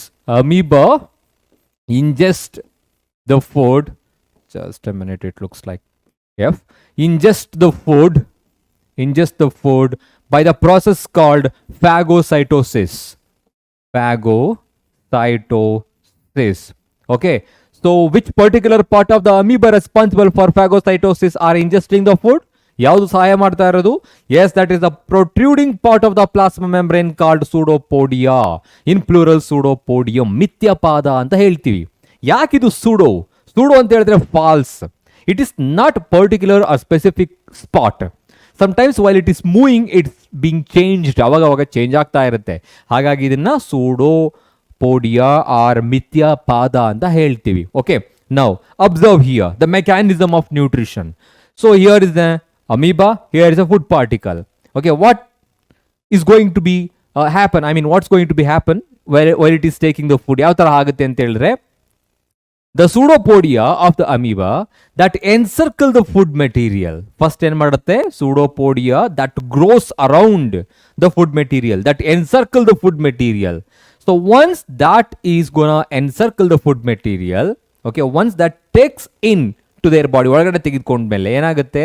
That forms a vacuole. ಅಲ್ಲೊಂದು vacuole formation ಆಗುತ್ತೆ. That is called food vacuole. Understood? So what is happening here? Pseudopodia is growing, encircling, surrounding this food particle. ಸುತ್ತ ಏನ್ ಮಾಡ್ತಾ ಇದೆ? ಎನ್ಸರ್ಕಲ್ ಮಾಡ್ಕೊಂತಾ ಇದೆ, ingest ಮಾಡ್ತಾ ಇದೆ. Once that pseudopodia engulfs the food particle, food vacuoles are formed. ಅಲ್ಲೊಂದು food vacuole formation ಆಗುತ್ತೆ. Slowly this food vacuole gets diffused with the cytoplasm. Cytoplasm ಅಲ್ಲಿ ಏನಾಗುತ್ತೆ? ಅದು diffuse ಆಗುತ್ತೆ. Now as you all know that cytoplasm containing some enzyme like, what is that? Amylase, that is responsible for digesting this particular food and finally gets diffuses throughout the cytoplasm. ಆ cytoplasm ಅಲ್ಲಿ ಏನಾಗುತ್ತೆ? ಅದು ನಿಧಾನವಾಗಿ diffuse ಆಗುತ್ತೆ. As I said, here there is no circulatory system to transport the food or any other kind of nutrients. These are unicellular organism. ಒಂದೇ cell ಇರೋದ್ರಿಂದ entire process ಆಗೋದು diffusion ಮತ್ತೆ ಆಸ್ಮಾಸಿಸ್ ಪ್ರೋಸೆಸ್ ಗಳಿಂದ ಮಾತ್ರ. Okay, I will repeat it. In amoeba there are no specific spot to engulf or ingest the food material. They use pseudopodia to engulf, to ingest, to phagocytosis of the food material. Okay, now when the food is present near the amoeba that encircle the food particle with the help of pseudopodia, once the food enters into their body, that forms a food vacuole. Okay, slowly this food vacuole gets diffuses into the cytoplasm and this food gets digested with the help of enzyme called amylase and finally gets diffuses throughout the cytoplasm. So this is how the nutrition will occur in amoeba. But when it comes to paramecium, have you heard about this paramecium? Slippery shaped organism ಅಂತ ಹೇಳ್ತೀವಿ. ಈ slippery shape ಅಲ್ಲಿ ಇರುತ್ತೆ ಇದು. Okay, and having number of hair like structure on their surface called cilia. ಇವುಗಳಿಗೆ cilia ಅಂತ ಹೇಳ್ತೀವಿ. Okay, and there is a specific spot to take the food inside their body called gullet. ಇಲ್ಲಿ ಗುಲ್ಲೆಟ್ ಅನ್ನೋ ಒಂದು specific spot ಇರುತ್ತೆ. ಆ spot ನ ಮುಖಾಂತರ ಏನಾಗುತ್ತೆ? ಅದು ಸೊ ಫುಡ್ ಅನ್ನು ತೆಗೆದುಕೊಳ್ಳುತ್ತೆ. ಓಕೆನಾ? ಸೊ ಇವಾಗ ಇಲ್ಲಿ ಮೈಕ್ರೋ ಮತ್ತೆ ಮ್ಯಾಕ್ರೋ ನ್ಯೂಕ್ಲಿಯಸ್ಗಳಿರುತ್ತೆ. So the body is usually slippery in shape and having number of cilia on their surface responsible for the locomotion as well as the movement of food particles towards the gullet. And through this particular spot, the food enters to their body. So here also the holozoic nutrition is going to happen. Okay, this is how nutrition occur in amoeba. When it comes to steps of nutrition. So very important. Okay, so ಎಲ್ಲವೂ ಇಂಪಾರ್ಟೆಂಟೇ. So ಇವಾಗ ಯಾವ ಥರ ಸ್ಟೆಪ್ಸ್ಗಳಿರುತ್ತೆ especially in holozoic nutrition? There are 5 steps. There are 5 steps involved in nutrition. So what are they? Yes, they are ingestion, digestion, absorption, assimilation, and digestion. As the name indicates, biology is so easy. ತುಂಬ easy. ಯಾವಾಗ ಅಂತ ಹೇಳಿದ್ರೆ when you started to encoding the words, ಆ ವರ್ಡ್ಸ್ಗಳನ್ನ ನಿಧಾನವಾಗಿ observe ಮಾಡಿದ್ರೆ ಆ ಎಲ್ಲ ವರ್ಡ್ಸ್ಗಳಲ್ಲೂ ಎರಡೆರಡು ಮೀನಿಂಗ್ ಇರುತ್ತೆ. ಅದನ್ನು ಒಂದು ಅರ್ಥ ಮಾಡ್ಕೊಂಬಿಟ್ರೆ ಆಟೋಮೆಟಿಕ್ ಆಗಿ ಏನಾಗುತ್ತೆ, ಆ ಡೆಫಿನೇಷನ್ ಗೊತ್ತಾಗ್ಬಿಡುತ್ತೆ ನಿಮಗೆ. ಓಕೆ, ಸೊ ಇಲ್ಲಿ ಇಂಜೆಕ್ಷನ್ ಅಂತ ಹೇಳಿದ್ರೆ it is not injection, it's a injection, taking ಇನ್ ಅಂತ ಅರ್ಥ. As the definition indicates, the process in which organisms take in food, the process in which organisms take in food through the mouth or through any other media like plasma membrane in amoeba. Okay, ಆಹಾರವನ್ನು ಒಳಗಡೆಗೆ ತೆಗೆದುಕೊಳ್ಳೋದನ್ನ injection ಅಂತ ಹೇಳ್ತೀವಿ. Okay, so what is happening here? We are taking food into our body through the mouth by the process called ingestion. Ingestion ಆಗ್ತಾ ಇದೆ. Second one, once we ingest the food ಅನ್ನ ತೆಗೆದುಕೊಂಡ ಮೇಲೆ ಏನಾಗಬೇಕು ಇವಾಗ, that food must be converted into smaller fragments by the process called digestion. Okay, now what is happening? The food gets broken down into smaller absorbable form. So that process is called digestion. Digestion can happen in two ways. One is mechanical digestion and chemical digestion. Mechanical ಆಗಿ ಆಗುತ್ತೆ ಮತ್ತೆ chemically ಆಗಿ ಆಗುತ್ತೆ. Mechanical digestion starts in mouth. Okay, ಇಲ್ಲಿ ಏನಾಗುತ್ತೆ, once we take the food into our mouth, we started to chew it slowly and we are going to break it down into a smaller fine fragments, right?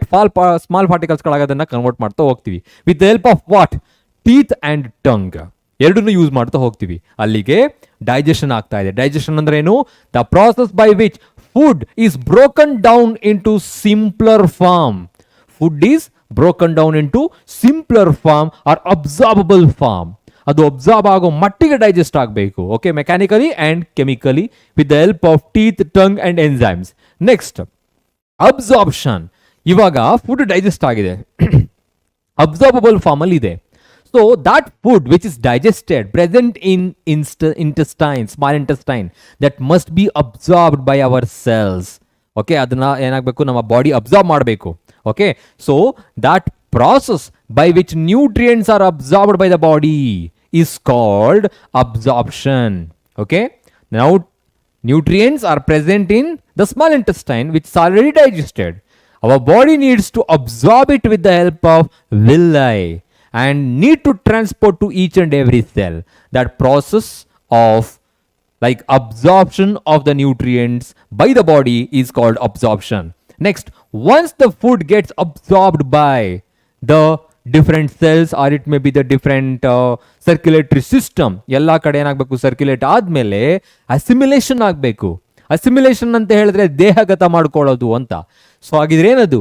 The process by which nutrients are utilized by the body, utilized by the cells for providing, for releasing energy.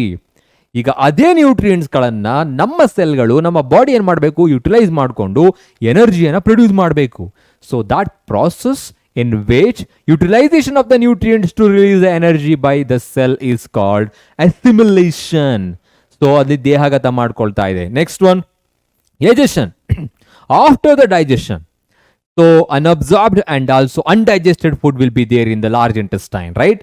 So that undigested and unabsorbed food present in the large intestine, ಅಂದ್ರೆ ದೇಹಗತವಾಗದೇ ಇರ್ತಕ್ಕಂಥ food ಏನಿರುತ್ತೆ, that must be eliminated, thrown out from the body.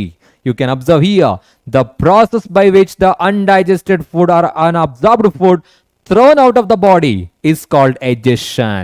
Digest ಅಂತ ಹೇಳ್ತೀವಿ. Okay, see first and last word, first and last step of the holozoic nutrition is either ingestion and digestion. Intaking and that is moving out of the body, ಎರಡು ಕೂಡ indicate ಮಾಡ್ತಾ ಇದೆ. In between them first ತೆಗೆದುಕೊಂಡಿರೋ food digest ಆಗಬೇಕು, means converted into smaller fragments, absorbable form.